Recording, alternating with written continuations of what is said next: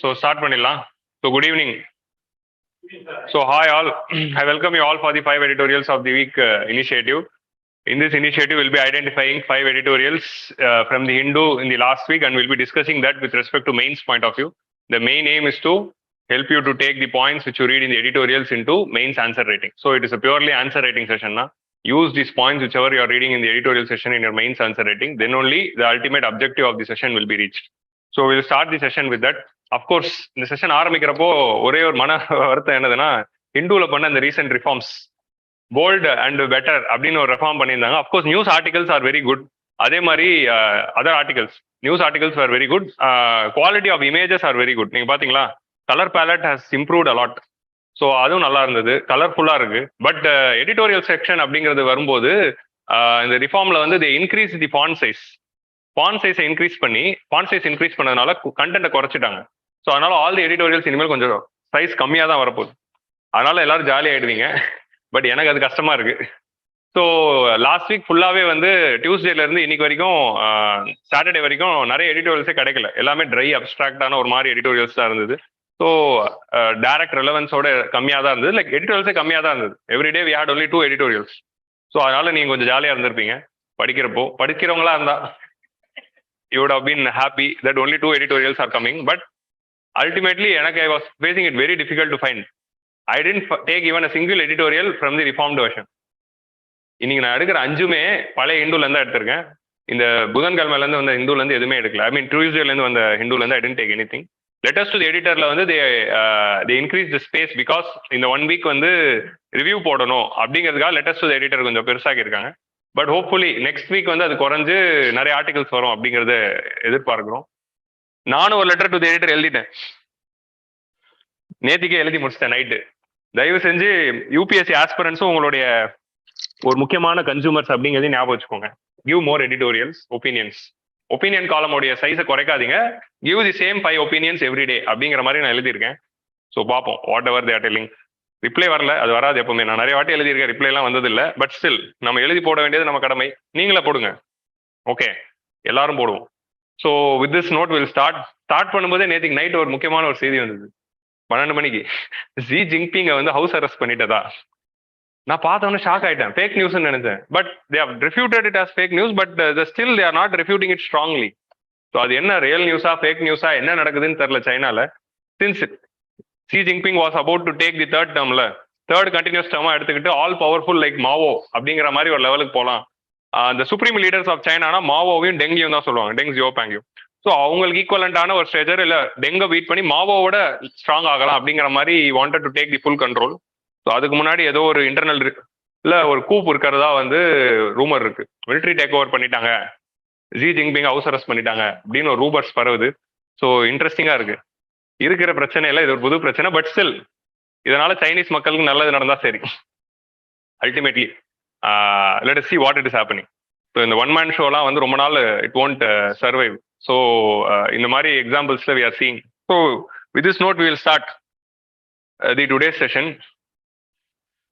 So today we are going to discuss these 5 editorials. First editorial வந்து it is written, இது எடுத்தது எல்லாமே Sunday and Monday தான். I took these 5 editorials only from Sunday and Monday. Tuesday to Saturday I didn't take anything. ஓகேவா? So first 3 editorials வந்து one day, last 2 வந்து Sunday. So Geopolitics and Geo-Economics வந்து happy man Jacob wrote about the India is focusing on geopolitics but not on geo-economics அப்படிங்கிற அந்த foreign policy criticism ஒன்று வச்சிருந்தாரு அந்த editorial. China Pakistan Nexus.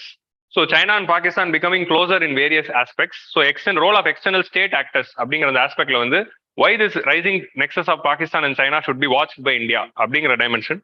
Next is of course society, gender pay and gap in India. So gender pay gap, the disparity between the men and women, adha pathi editorial. And last 2 editorial I took from the Sunday paper. This emission control norms was taken from FAQ. FAQ la வந்து 2015 la government announced the emission control norms. I still remember it fresh when government announced it with a lot of fire la விட்டாங்க. 2015 la I studied it as current affairs when they announced the emission control norms for the coal thermal power plants and the target will be achieved by 2017 அப்படின்னு சொன்னாங்க. 2017 current affairsல again I studied. The target is extended to 2019. So அந்த மாதிரி அது போயிட்டு இருக்கு, அதை பத்தி பார்ப்போம். Last one is very interesting from science and technology. Science and டெக்னாலஜில மான்சூன் அண்ட் கிளைமேட் சேஞ்ச் இது ரெண்டுத்துக்கும் இருக்கிற அந்த லிங்கேஜ் பத்தி they would have discussed. So already we saw the linkages of the monsoon, climate change and the impact on the fisheries பார்த்திருந்தோம், ஞாபகம் இருக்கா? So climate change சீரீஸ்ல நிறைய பார்த்துருக்கோம். அதில் ஒரு சீரீஸா வந்து linkage between the climate change and monsoon and how the monsoon pattern of India has disrupted. Is very important editorial. ஏன்னா ஜாகிரபில இருந்து 100 மார்க் கேட்கறாங்க. ஓகே, ஸோ அதனால வந்து கண்டிப்பா this is very important for us. So will start the session. So first editorial, geopolitics without geoeconomics is fool's errand அப்படிங்கிற மாதிரி ஒரு கோட். அது இட்ஸ் ஆக்சுவலி கோட். ஸோ இந்த இது இட்ஸ் ஃப்ரேஸ் ஃபூல்ஸ் எரண்ட் அப்படிங்கிறது ஒரு ஃபேஸ்.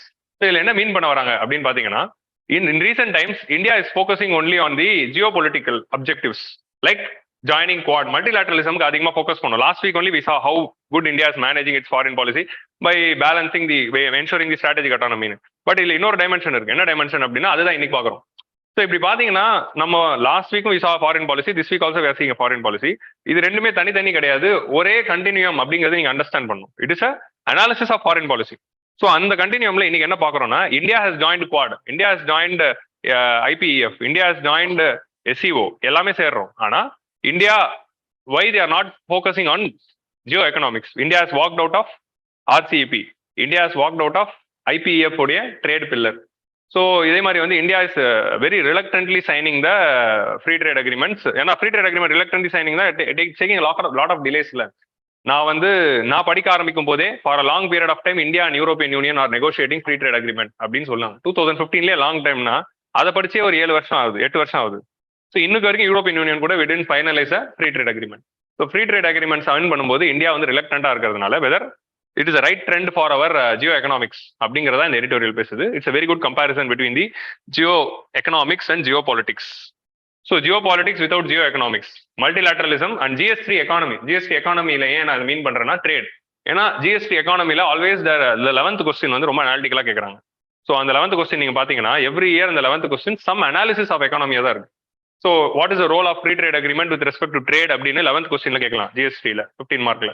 ஏன்னா இப்போ இந்த வாட்டி லேபர் ப்ரொடக்டிவிட்டி கேட்டாங்களா, அதுல தான் ஜாப்லெஸ் க்ரோத் பத்தி கேட்டிருக்காங்க, பொட்டன்ஷியல் ஜிடிபி பத்தி ஒரு வாட்டி கேட்டாங்க செகண்ட் கொஸ்டினா. ஸோ இந்த மாதிரி அந்த ஃபர்ஸ்ட் செகண்ட் இல்லை 11th 12th வந்து we can expect an economic analysis question linking free trade agreement and their impact in the trade and its impact in the geopolitics also. So India emerged as a major pivot of global Indo-Pacific grand strategic imagination, but avoided the temptations to militarize Quad but inadequate attention to geoeconomics. So இதுல என்ன சொல்ல வராங்க அப்படின்னு பாத்தீங்கன்னா, நம்ம வந்து ஒரு சூப்பரான கொஸ்டின் ஒன்று கேட்டிருக்காரு. என்னதுன்னா, இந்தியா ஜாயின் குவாட். குவாட் வந்து it is not a security organisation அப்படின்னு சொல்லிட்டோம். Quad is not a military organisation அப்படின்னு சொல்லியாச்சு. ஸோ குவாட் வந்து அவங்க குவாட் மெம்பர்ஸ் எல்லாம் சேர்ந்து they started an economic partnership, Indo Pacific economic forum. அந்த இண்டோ பசிபிக் எக்கனாமிக் ஃபாரம்ல நம்ம ட்ரேட்ல சேரல. அப்போ எதுக்கு தான் அந்த குவாட்? அதுதான் அந்த கொஸ்டின். வெறும் வந்து டெக்னாலஜி கோஆபரேஷனுக்காகவும் கிரிட்டிக்கல் எமர்ஜிங் டெக்னாலஜிக்கும் கிளைமேட் சேஞ்ச்காக தான் குவாடா? வெறும் கிளைமேட் சேஞ்ச்காகவும் கிரிட்டிக்கல் டெக்னாலஜிக்காக தான் குவாட் ஆரம்பிச்சோம்னா அதுக்கு பின்னாடி ஏன் அவ்வளோ பெரிய ஒரு ஹைப் கொடுக்கணும்? ஸோ குவாட் அப்படின்னா கண்டிப்பா வந்து you cannot eliminate the economics from politics. So நம்ம குளோபல் லெவல்ல வெறும் பொலிட்டிக்கலா மட்டும் எந்த அப்ஜெக்டிவ் பண்ணிட முடியாது. We have to have an economic angle. Only this economic angle will strengthen the political angle. So அதனால எக்கனாமிக் ஆங்கிள்லயும் ஃபோக்கஸ் பண்ணுங்க. ஸோ குவாடோட அப்ஜெக்டிவ் தான் அப்ப என்ன, நம்ம குவாட் ஆரம்பிக்கிறப்போ we had many hype around it. But இப்போ ரீசெண்டா பாத்தீங்கன்னா குவாட் கடைசியில ஒண்ணுமே இல்லாத மாதிரி தான் இருக்கு. ஐபிஎஃப்லயும் இந்தியா ஃபுல்லா ஜாயின் பண்ணல. So that is the problem. So நம்ம அதை மிலிட்டரைஸ் பண்ணல, but inadequate attention is given to the geo-economics. So India's decision to walk out of RCEP. So RCEP னா என்ன? Regional Comprehensive Economic Partnership. So இதுல யாரா இருக்கா? 16 members இருக்காங்க. ஏசியான்ல இருக்கிற 10 members plus India, China. India இப்போ வந்துருச்சு, நான் எக்ஸாம்பிள் சொல்றேன். India, China, Japan, South Korea, Australia, New Zealand. ஓகேவா? This is RCEP. இந்த RCEP எதுக்கு ஆரம்பிச்சோம் அப்படின்னா, all these nations had an free trade agreement with ASEAN. So இவங்க எல்லாருமே ஏசியான் கூட தனித்தனியா ஃப்ரீ ட்ரேட் அக்ரிமெண்ட் வச்சிருந்தாங்க. இவங்க 16 பேர் ஒன்னா சேர்ந்து ஒரு ஃப்ரீ ட்ரேட் அக்ரிமெண்ட் ஆரம்பிச்சா இன்னும் இந்த ரீஜன் ஸ்ட்ராங் ஆகுமே. லைக் எப்படி யூரோப்பியன் யூனியன் ஒரு சக்சஸ்ஃபுல் எக்கனாமிக் பிளாக்கா வந்துச்சு. யூரோப்பியன் யூனியன் ஸ்ட்ரென்தன் ஆனது காரணமே எக்கனாமிக் கோஆபரேஷன் தான், நாட் பொலிட்டிக்கல் கோஆபரேஷன். ஸோ அந்த எக்கனாமிக் யூரோப்பியன் யூனியன் இன்னைக்கு வந்து ஒரு 3rd லார்ஜஸ்ட் பிளாக்கா வந்திருக்கு. இப்போ வித் ரெஸ்பெக்ட் டு இண்டிவிஜுவல் கண்ட்ரினா கம்மியா இருக்கும். பட் யூரோப்பியன் யூனியனோட டோட்டல் எக்கானமி எடுத்து பாத்தீங்கன்னா it is almost equal to USA, China. So அந்த மாதிரி ஒரு ஸ்ட்ராங் ரீஜனா வந்து யூரோப்பியன் யூனியன் வந்திருக்குன்னா அது காரணமே எக்கனாமிக் கோஆபரேஷன் தான். அந்த மாதிரி ஒரு எக்கனாமிக் கோஆபரேஷன் இந்தோ பசிபிக் ரீஜன்ல கொண்டு வரணும் தான் இந்த குவாட் ஆரம்பிச்சோம், சாரி இந்த ஆர்சிபி ஆரம்பிச்சோம்.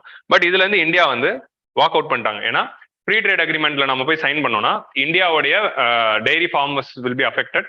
சைனா இந்த பிளாக்ல இருக்கிறதுனால சைனா இருக்கிற ஒரு ரீஜனல் பிளாக்ல if you are signing a free trade agreement it will create a current account deficit. Already China வந்து நமக்கு அதிகமாக எக்ஸ்போர்ட் பண்றாங்க, we are importing a lot from China. இப்போ ஃப்ரீ ட்ரேட் அக்ரிமெண்ட் சைனா இருக்கிற ஒரு பிளாக்ல நம்ம போட்டோம்னா இன்னும் நம்ம சைனா வந்து it export more and widen our current account deficit. அப்படிங்கிறதுனால we walked out of RCEP. ஸோ ஏசியா பசிபிக் அப்படிங்கிற ஒரு ரீஜன் இண்டோ பசிபிக் அப்படின்னு பேரை மாத்தி இண்டோ பசிபிக்ல India is a very important player அப்படின்னு சொல்லி இந்த ரீஜன்ல இருக்கிற எல்லா பொலிட்டிக்கல் எக்கனாமிக் கோஆபரேஷன்லும் we are going to play a role அப்படின்னு நம்ம சொல்றோம். We wanted to establish our self as a net security provider in the Indian Ocean region. இந்த மாதிரி ஒரு அப்ஜெக்டிவ்ஸ் வச்சிருக்கும் போது நம்ம இண்டோ பசிபிக் பார்ட்னர்ஷிப் அக்ரிமெண்ட்ஸ் எதுல சேர்ந்தாலும் ஃபுல்லா சேர மாட்டோம். That is the problem. So அதுல நம்ம ஃபுல்லா சேர்ந்தாதான் இருக்கும். இப்போ ஆர்சிபி அப்படிங்கிறது இதே ரீஜன். ஸோ இது எல்லாமே பாத்தீங்கன்னா இண்டோ பசிபிக் ரீஜன்ல இருக்கிற கண்ட்ரிஸ். இந்த கண்ட்ரிஸ்லாம் இருக்கிற ரீஜன்ல ஒரு எக்கனாமிக் இனிஷியேட்டிவ் ஆரம்பிக்கும் போது இதுல இருந்து வி வாக்ட் அவுட். இது ஒரு ஸ்டெப். அடுத்தது ஐபிஎஃப். ஐபிஎஃப்ல யார் யார் இருக்கா? ஏஷியான்ல இருந்து அப்கோர்ஸ் 3 பேர் இருக்க மாட்டாங்க. யார் யார் இருக்க மாட்டாங்கன்னா மியான்மர், அப்புறமா வந்து we won't have Laos Cambodia. Myanmar, Laos, Cambodia 3 பேர் இல்லாதனா மிச்ச 7 ஏஷியன் கண்ட்ரிஸும் இருக்கும். So 7 Asian countries with USA, Australia, New Zealand. Australia New Zealand எல்லாத்துலயும் வந்துடும். Australia New Zealand Japan is default in any initiative. So Australia New Zealand Japan, USA, South Korea and India 7. Okay. So இப்படி இதுல இப்போ ஃபிஜி கூட ரீசெண்டாக ஜாயின் பண்ணியிருக்காங்க. ஸோ இப்படி ஆரம்பிக்கப்பட்டது தான் Indo Pacific economic partnership. So இந்த இண்டோ பசிபிக் எக்கனாமிக் ஃபாரம்ல வந்து வென் வி ஆர் ஸ்டார்டிங், நம்ம இந்த இண்டோ பசிபிக் எக்கனாமிக் ஃபாரம்ல வி ஹேட் 4 அப்ஜெக்டிவ்ஸ். ஓகே. ஒன்று வந்து we had trade and economic cooperation ஒரு பில்லர், கிளைமேட் சேஞ்ச் ஒரு பில்லர், அதுக்கப்புறமா வந்து supply chain resilience was a pillar. அப்புறமா 4th பில்லர் என்னவா இருந்தது? 4th pillar was related to, யாரா சொல்லுங்க? சப்ளை செயின் ரெசிலியன்ஸ், ட்ரேட் ஒன்று, supply chain resilience, climate change and then okay. So இந்த மாதிரி வந்து இந்த 4 பில்லர்ஸ்ல India has walked out of the trade pillar. Trade and economic cooperation பில்லர்ல இருந்து வாக் அவுட் பண்ணிட்டு மிச்சம் 3 பில்லர்ல தான் தேர் கண்டினியூயிங். ஸோ அப்படி இருக்கும்போது இதுல இருக்கிற அந்த எக்கனாமிக் ட்ரேட் கோஆபரேஷனும் நம்ம பண்ணல. இதே மாதிரி இந்தியா இல்லாம டிரான்ஸ்பெசிபிக் பார்ட்னர்ஷிப் அப்படின்னு ஒரு இனிஷியேட்டிவ் இருக்கு. Transpacific Partnership which consist of Canada, Mexico, Peru, Chile, அப்புறமா வந்து அதே ஜப்பான், ஆஸ்திரேலியா, நியூசிலாந்து, அதே மாதிரி Malaysia, Singapore, then we are having Malaysia, Singapore, Brunei. இந்த மாதிரி இந்த கண்ட்ரிஸ் எல்லாம் வச்சுக்கிட்டு திருப்பி இதே ரீஜன்ல இன்னொரு ஃப்ரீ ட்ரேட் அக்ரிமெண்ட்டும் இருக்கு. ஸோ இண்டோ பசிபிக் ரீஜனை கவர் பண்ற மாதிரி 3 இனிஷியேட்டிவ்ஸ் இருக்கு. 3 இனிஷியேட்டிவ்ஸ்லயுமே இந்தியா ட்ரேட் கோஆபரேஷன்ல இல்லை. So India trade cooperation la illana that will lead to economic isolationism. So India will be isolated from the economic sphere. So in the trade cooperation பண்ணாம political cooperation வராது. ஏன்னா trade is the strong pillar. இப்போ நம்ம இந்தியாவுக்கும் சைனாக்கும் அவ்வளோ பெரிய ஒரு LAC crisis போயிட்டு இருக்கு. ஆனா ட்ரேடு 1% கூட குறையல. India China trade is increasing year by year even though we are having a very big LAC crisis. So அப்படி இருக்கும்போது trade is the essence of geopolitic cooperation. So ட்ரேட்ல கோஆபரேட் பண்ணாம வெறும் இந்தியோ பசிபிக் ரீஜன்ல நம்ம collaborate பண்ணா we cannot be a major player here. India will be isolated. ஏன்னா இது 3த்துலயும் இப்போ இந்தியா இல்லை. That is the problem. அப்புறம் எப்படி இண்டோ பசிபிக் அப்படிங்கிற இந்த பார்ட்னர்ஷிப்ல நம்மளால இருக்க முடியும்? So that is the problem with respect to the Harini has set tax. Tax is the 4th pillar. So trade, tax, supply chain, climate change. So இதுல வந்து நம்ம டாக்ஸ்ல இருக்கோம். டாக்ஸ்னா என்ன? அந்த டாக்ஸ்ல வந்து we had the taxing from the tax havens. அந்த tax evasion of the international companies from the tax havens avoid பண்றதுக்காக அந்த டபுள் டாக்ஸ் அண்ட் அவாய்டன்ஸ் அக்ரிமெண்ட்டை கிளியர் பண்றதுக்கு we brought 2 pillars. அந்த டாக்ஸ் கோலாபரேஷன், அப்புறமா வந்து ட்ரேட் ஃபெசிலிட்டேஷன், கிளைமேட் சேஞ்ச் அக்ரிமெண்ட்ல இருக்கிற collaboration, then supply chain resilience. we should not be dependent on one country அப்படின்னு சொல்றதுதான் அந்த 4th pillar. ஸோ அதுல ட்ரேட் பில்லர்ல இருந்து வெளியே வந்துட்டோம். ஸோ இதுல எல்லாத்துலயும் பாத்தீங்கன்னா அப்போ குவாட்லயும் பாத்தீங்கன்னா ட்ரேட் கிடையாது. ஸோ குவாடோடைய ஒரு இனிஷியேட்டிவா தான் இந்த ஐபிஎஃப் வந்தது. பட் இதுலயும் நம்ம ட்ரேட்ல இல்லை. So without economic collaboration we cannot achieve the political collaboration அப்படிங்கிறது தான் இது சொல்லுது. So both these blocks are having the potential to shape the economic character of the Indo-Pacific region, but India is not part of it. So that is the problem. So recent இந்தியாவோட free trade agreement policy எல்லாம் எப்படி இருக்கு அப்படின்னு பாத்தீங்கன்னா multilateral free trade அக்ரிமெண்ட்ஸை we are avoiding. Bilateral லெவல்ல தான் negotiate பண்ணிட்டு இருக்கோம். மல்டிலேட்ரலா நம்ம வந்து பொலிட்டிக்கலா கொலாபரேட் பண்றோம், ஆனா எக்கனாமிக்கா கொலாபரேட் பண்ணல. ஆனா பைலாட்ரலா இருக்கும்போது தான் எக்கனாமிக்கா கொலாபரேட் பண்றோம். Like recently we concluded the free trade agreement with UAE, Australia, UK கிட்ட இப்ப அனௌன்ஸ் பண்ண போறாங்க தீபாவளி அன்னைக்கு. தீபாவளிக்குள்ள தீபாவளி டீல் அப்படின்னு சொல்லியிருக்காங்க. தீபாவளி அன்னைக்கு தீபாவளி பரிசா India UK free trade agreement announce பண்ண போறோம். ஸோ 3 பேருமே ஃபைனலைஸ் ஆயிடுச்சு. In negotiations with European Union, Canada and Israel இவங்க கூட நெகோசியேஷன்ல இருக்கும். ரீசெண்டா பியூஷ் கோயல் ஒரு ஸ்டேட்மெண்ட் சொன்னார். என்ன ஸ்டேட்மெண்ட் சொன்னாரு? India is not having any more bandwidth to negotiate free trade agreement அப்படின்னு சொல்லியிருப்பாரு. இனிமேல் நாங்க ஃப்ரீ ட்ரேட் அக்ரிமெண்ட் பண்றதுக்கு எங்கிட்ட பேண்ட்வித் இல்ல.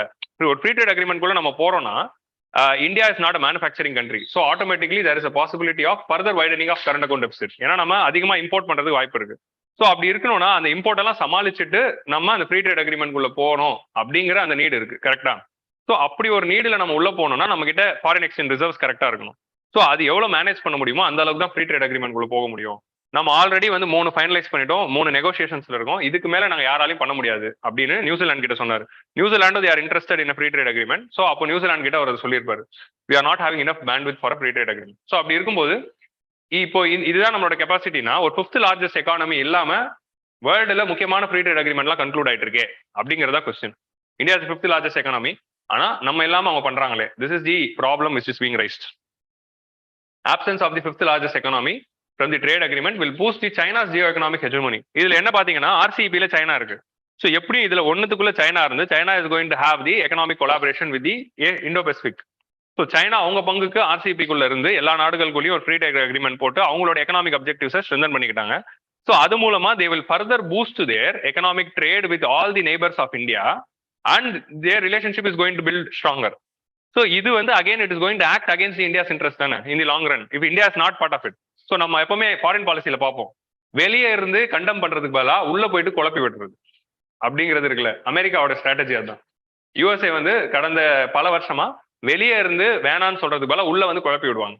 ஸோ அதுதான் வந்து belt and road initiative suggestion பண்ணுவாங்க. பெல்ட் அண்ட் ரோடு இனிஷியேட்டிவ் உள்ள போயிட்டு குழப்பி விடலாம். அதே மாதிரி இந்த மாதிரி RCEP உள்ள போயிட்டு டேமேஜ் எப்படி கண்ட்ரோல் பண்ணலாம் அப்படிங்கிறது தான் வந்து it will be right foreign policy strategy அப்படிங்கிற மாதிரி சொல்றாங்க, rather than walking out of it. ஏன்னா உள்ள நம்மளுடைய வாய்ஸ் இல்லாமலேயே அவங்க வேற என்னென்னமோ நெகோஷியேட் பண்ணிடுவாங்க. நம்ம உள்ள இருந்தா அந்த நெகோசியேஷன்ல we can be a part of it. So that is the logic which they are bringing in. So it will further lead to the economic isolation of India. Joint agreement. So joining the அக்ரிமெண்ட்ல என்ன problem இருக்குன்னா threat of weaponisation by China. இப்போ China இருக்கிற RCEP குள்ள நம்ம member ஆயிட்டோம்னா China வந்து they are strong exporter. Already நமக்குள்ள ட்ரேட் டெபிசிட் இருக்கு. அந்த ஃப்ரீ ட்ரேட் அக்ரிமெண்ட்ல வித்தவுட் எனி டாரிஃப் நமக்கு ட்ரேட் நடக்க போகுது. இப்போ ஃப்ரீ ட்ரேட் அக்ரிமெண்ட்னா என்ன? டாரிஃபே இல்லாம ஃப்ரீயா ட்ரேட் நடக்க போகுது. நம்ம ஆல்ரெடி சைனா கிட்ட டாரிஃப் எல்லாம் போட்டும் கூட நமக்கு அவ்வளவு பெரிய ஒரு கரண்ட் அக்கௌண்ட் டெபிசிட் இருக்கு. இப்போ அப்படி இருக்கும்போது when we are joining a free trade agreement in which China is a member, then it will further going to widen the trade deficit.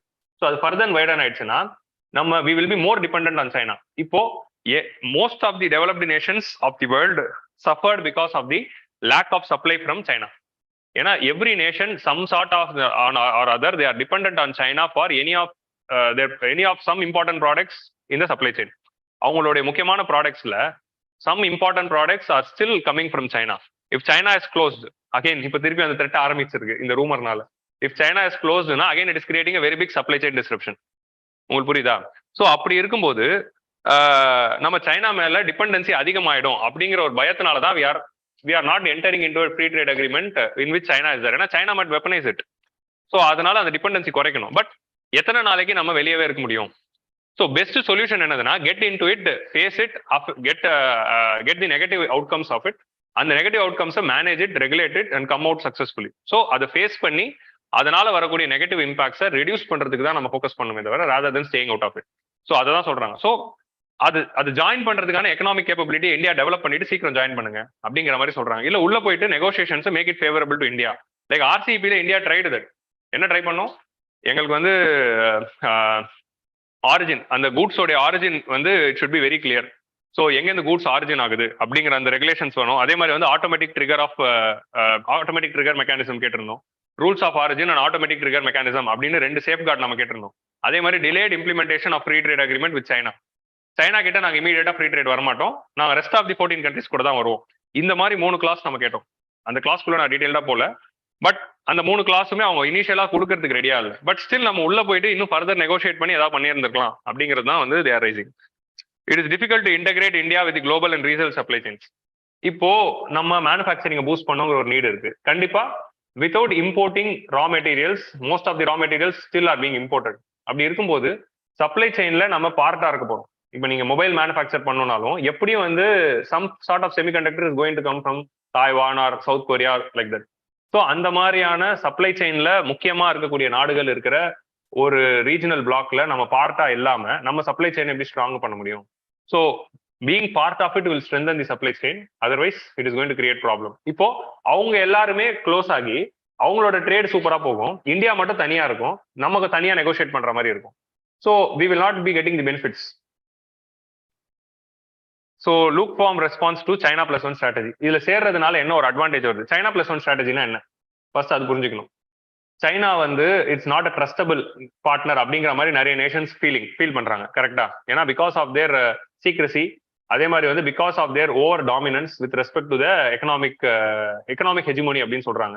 So அவங்க டெட் ட்ராப் பண்றதா இருக்கட்டும், ஆர் அந்த current account deficit widen பண்ணி விடுறதா இருக்கட்டும், இந்த மாதிரி எல்லாம் பண்றதுனால சைனாவை நம்பி நம்ம இப்போ மோஸ்ட் ஆஃப் தி நம்ம பார்த்தோம்ல 1980s எல்லா மேனுஃபேக்சரிங் இன்வெஸ்ட்மெண்ட்டும் இட் வென்ட் டு சைனா, கரெக்டா? So China is having the manufacturing hub of the all the reading. இப்போ ஆப்பிள்னாலும் சைனால இருக்கு, any manufacturer they are there in China. இப்போ சைனா கிட்ட இருந்து அவங்க வெளியே வந்து வேற ஒரு நாட்டுல அவங்களோட பேஸை எஸ்டாப்ளிஷ் பண்ணணும் அப்படின்னு நினைக்கிறாங்க. நம்ம சைனா கிட்ட மட்டும் டிபெண்டா இருந்தா நாளைக்கு ஒரு சைனால ஒரு பிரச்சனைனா நம்மளோட சப்ளை செயினே பாதிச்சிடும். ஸோ அதனால we need an alternative to China. சைனாலே இருப்போம், ஆனால் ஆல்டர்னேட்டிவ் ஒன்று பேக்கப் வச்சுக்கணும். ஸோ அதான் China plus one strategy. Every leading firms of the world, they are finding an alternative country to China where they can establish an additional base. அதுதான் China plus one strategy. இப்போ apple பாத்தீங்கன்னா apple சைனாக்குள்ள இருக்கு, சைனாவை தாண்டி இன்னொரு நாட்டிலேயே அவங்களோட base establish பண்ணணும்னு பாக்குறாங்க. இப்போ சாம்சங் பாத்தீங்கன்னா சாம்சங் சைனால இருக்கு, சைனாவை தாண்டி இன்னொரு இடத்துலையும் பேஸ் எஸ்டாப்ளிஷ் பண்ணணும்னு பாக்குறாங்க. ஸோ அந்த மாதிரி சைனா பிளஸ் ஒன் ஸ்ட்ராட்டஜில இந்த ஃபர்ம்ஸ் எல்லாம் இன்னொரு ஆல்டர்னேட்டிவ் தேடும் போது அந்த ஆல்டர்னேட்டிவா இந்தியா இருக்கணும் அப்படிங்கிறது தான் 2019 எக்கனாமிக் சர்வேல நம்ம நேஷன்ல நம்ம கிருஷ்ணமூர்த்தி சொன்ன ஒரு அப்ஜெக்டிவ். இந்த மாதிரி அவங்க ஆல்டர்னேட்டிவ் தேடும் போது அந்த நாடா இந்தியா இருந்து இந்தியா ஷுட் அப்சார்ப் இட் அப்படின்னு தான் அவர் சொல்லியிருப்பாரு கிருஷ்ணமூர்த்தி. ஆனா அப்படி அப்சார்ப் நம்ம பண்றோமானா பண்றது இல்லை. Vietnam is absorbing a lot, Philippines is observing a lot. So அந்த சைனா பிளஸ் ஒன் ஸ்ட்ராட்டஜியை நம்ம அப்சார்ப் பண்ண போனதுக்கு காரணம் என்ன? நம்மளோட ஈஸ் ஆஃப் டூயிங் பிசினஸ் ஒரு இஷ்யூவா இருந்திருக்கலாம். ஸோ இந்த மாதிரி ட்ரேட் அக்ரிமெண்ட்ஸ்லாம் ஜாயின் பண்ணி பை ஃபோர்ஸ் வந்து நம்ம ரிஃபார்ம் பண்ண வேண்டியதா இருக்கும். இப்போ நம்ம இதே இந்த ஆர்சிஇபி ஐபிஎஃப் இல்லைன்னா நம்ம ஜாயின் பண்ணியிருந்தோம்னு வச்சுக்கோங்களேன், அவங்க சொல்ற ரெகுலேஷன்ஸை வந்து இப்போ 1991 எப்படி பை ஃபோர்ஸ் நம்ம ரிஃபார்ம் பண்ணோம், அதே மாதிரி பை ஃபோர்ஸ் ரிஃபார்ம் பண்ணி நம்ம வந்து எக்கனாமியை வந்து ஸ்ட்ரீம்லைன் படுத்திருக்கலாம். இதுல இருந்து தூரமா இருக்கிறதுனால நம்ம இன்னும் ரிஃபார்ம்ஸை தள்ளி போடுற மாதிரி தான் இருக்கு அப்படிங்கிற மாதிரி ஒரு ஆர்குமெண்ட் வந்து they are telling. Joining this agreement would have forced the reforms. So நம்ம வந்து அப்படி ஃபோர்ஸ் பண்ணும்போது நம்ம சைனா பிளஸ் ஒன் ஸ்ட்ராட்டஜில we can be that alternative nation to attract the investments. So இது வந்து ரொம்ப முக்கியமான பாயிண்ட். சைனா பிளஸ் ஒன் ஸ்ட்ராட்டஜில நம்ம we should be the alternative. அதே மாதிரி நம்ம மேரிடைம் கிராண்ட் ஸ்ட்ராட்டஜில இந்தியன் ஓஷன் ரீஜன்ல நெட் செக்யூரிட்டி ப்ரொவைடரா இருக்கணும்னு நினைக்கிறோம். இண்டோ பசிபிக் ரீஜன்ல it should be free and open Indo Pacific region with rule based international order அப்படிங்கிறது நம்மளுடைய objective. Free and open Indo-Pacific region based on free and open Indo-Pacific region based on rule-based international order அப்படிங்கிறது ஒரு objective இருக்கு. So அப்படிப்பட்ட அப்ஜெக்டிவ்ஸ்ல நம்மளோட maritime strategy இருக்கு. Maritime ஸ்ட்ராட்டஜினா வெறும் security ஆஸ்பெக்ட்ல மட்டும் இருந்தா போதாது, அந்த மேரிடைம் நேஷன்ஸோட நீங்க எக்கனாமிக்கலா கொலாபரேட் பண்ணாதான் நீங்க செக்யூரிட்டி ஸ்ட்ராட்டஜி ஒர்க் அவுட் ஆகும். ஸோ அந்த எக்கனாமிக் கொலாபரேஷன்ஸும் இந்த மாதிரி ஏதாவது ஒரு அக்ரிமெண்ட்ல சேர்ந்தா வரும். ஸோ அதனால எதர் ஆர்சிபி இல்ல ஐபிஎஃப் இல்ல டிரான்ஸ்பெசிபிக் பார்ட்னர்ஷிப், இந்த மூணுத்துல ஏதாவது ஒன்றுல சேர்ந்துருங்க அப்படின்னு சொல்றாங்க. So India must rethink its isolationist policy and venture into the economic partnership like ICEF, comprehensive partnership of trans-Pacific partnership, அப்புறம் மினரல்ஸ் செக்யூரிட்டி பார்ட்னர்ஷிப் அப்படின்னு ஒரே ஒரு வேர்டு போட்டிருக்காரு. மினரல் செக்யூரிட்டி பார்ட்னர்ஷிப்னா என்னதுன்னா, யூஎஸ்ஏ என்ன பண்றாங்க, ஃபியூச்சருக்கு தேவைப்படுற மினரல்ஸ் என்ன அப்படிங்கிறது யோசிக்கிறாங்க. இப்போ 18th centuryல நீங்க யோசிச்சு பாத்தீங்கன்னா iron and steel and coal was the future mineral அப்படின்னு சொல்லியிருப்பாங்க. Second half of the 20th centuryல பாத்துருந்தீங்கன்னா semiconductor is the future mineral, silicon and germanium is the future mineral அப்படின்னு சொல்லியிருப்பாங்க. இந்த காலகட்டத்தில் 21st centuryல எது ஃபியூச்சர் மினரல் அப்படிங்கிறது யோசிக்கும் போது நிறைய இருக்கு. லைக் நிக்கல், லித்தியம், கேட்மியம், இதெல்லாம் வந்து ஏன்னா ஃபியூச்சர்ல இருக்க பேட்டரி டெக்னாலஜி, செமிகண்டக்டர் டெக்னாலஜிக்கு இதெல்லாம் தான் பேஸா இருக்க போகுது. ஸோ இந்த மாதிரி ஃபியூச்சர் மினரல்ஸ் எல்லாம் எங்கெங்கெல்லாம் இருக்கோ அந்த மினரல்ஸ் எல்லாத்தோடைய சப்ளை செயினையும் கண்ட்ரோல் பண்றதுக்காக ஒன்று ஆரம்பிக்கிறது. லைக் நியூக்ளியர் சப்ளைஸ் குரூப்னு ஒன்று ஆரம்பிச்சு யுரேனியம்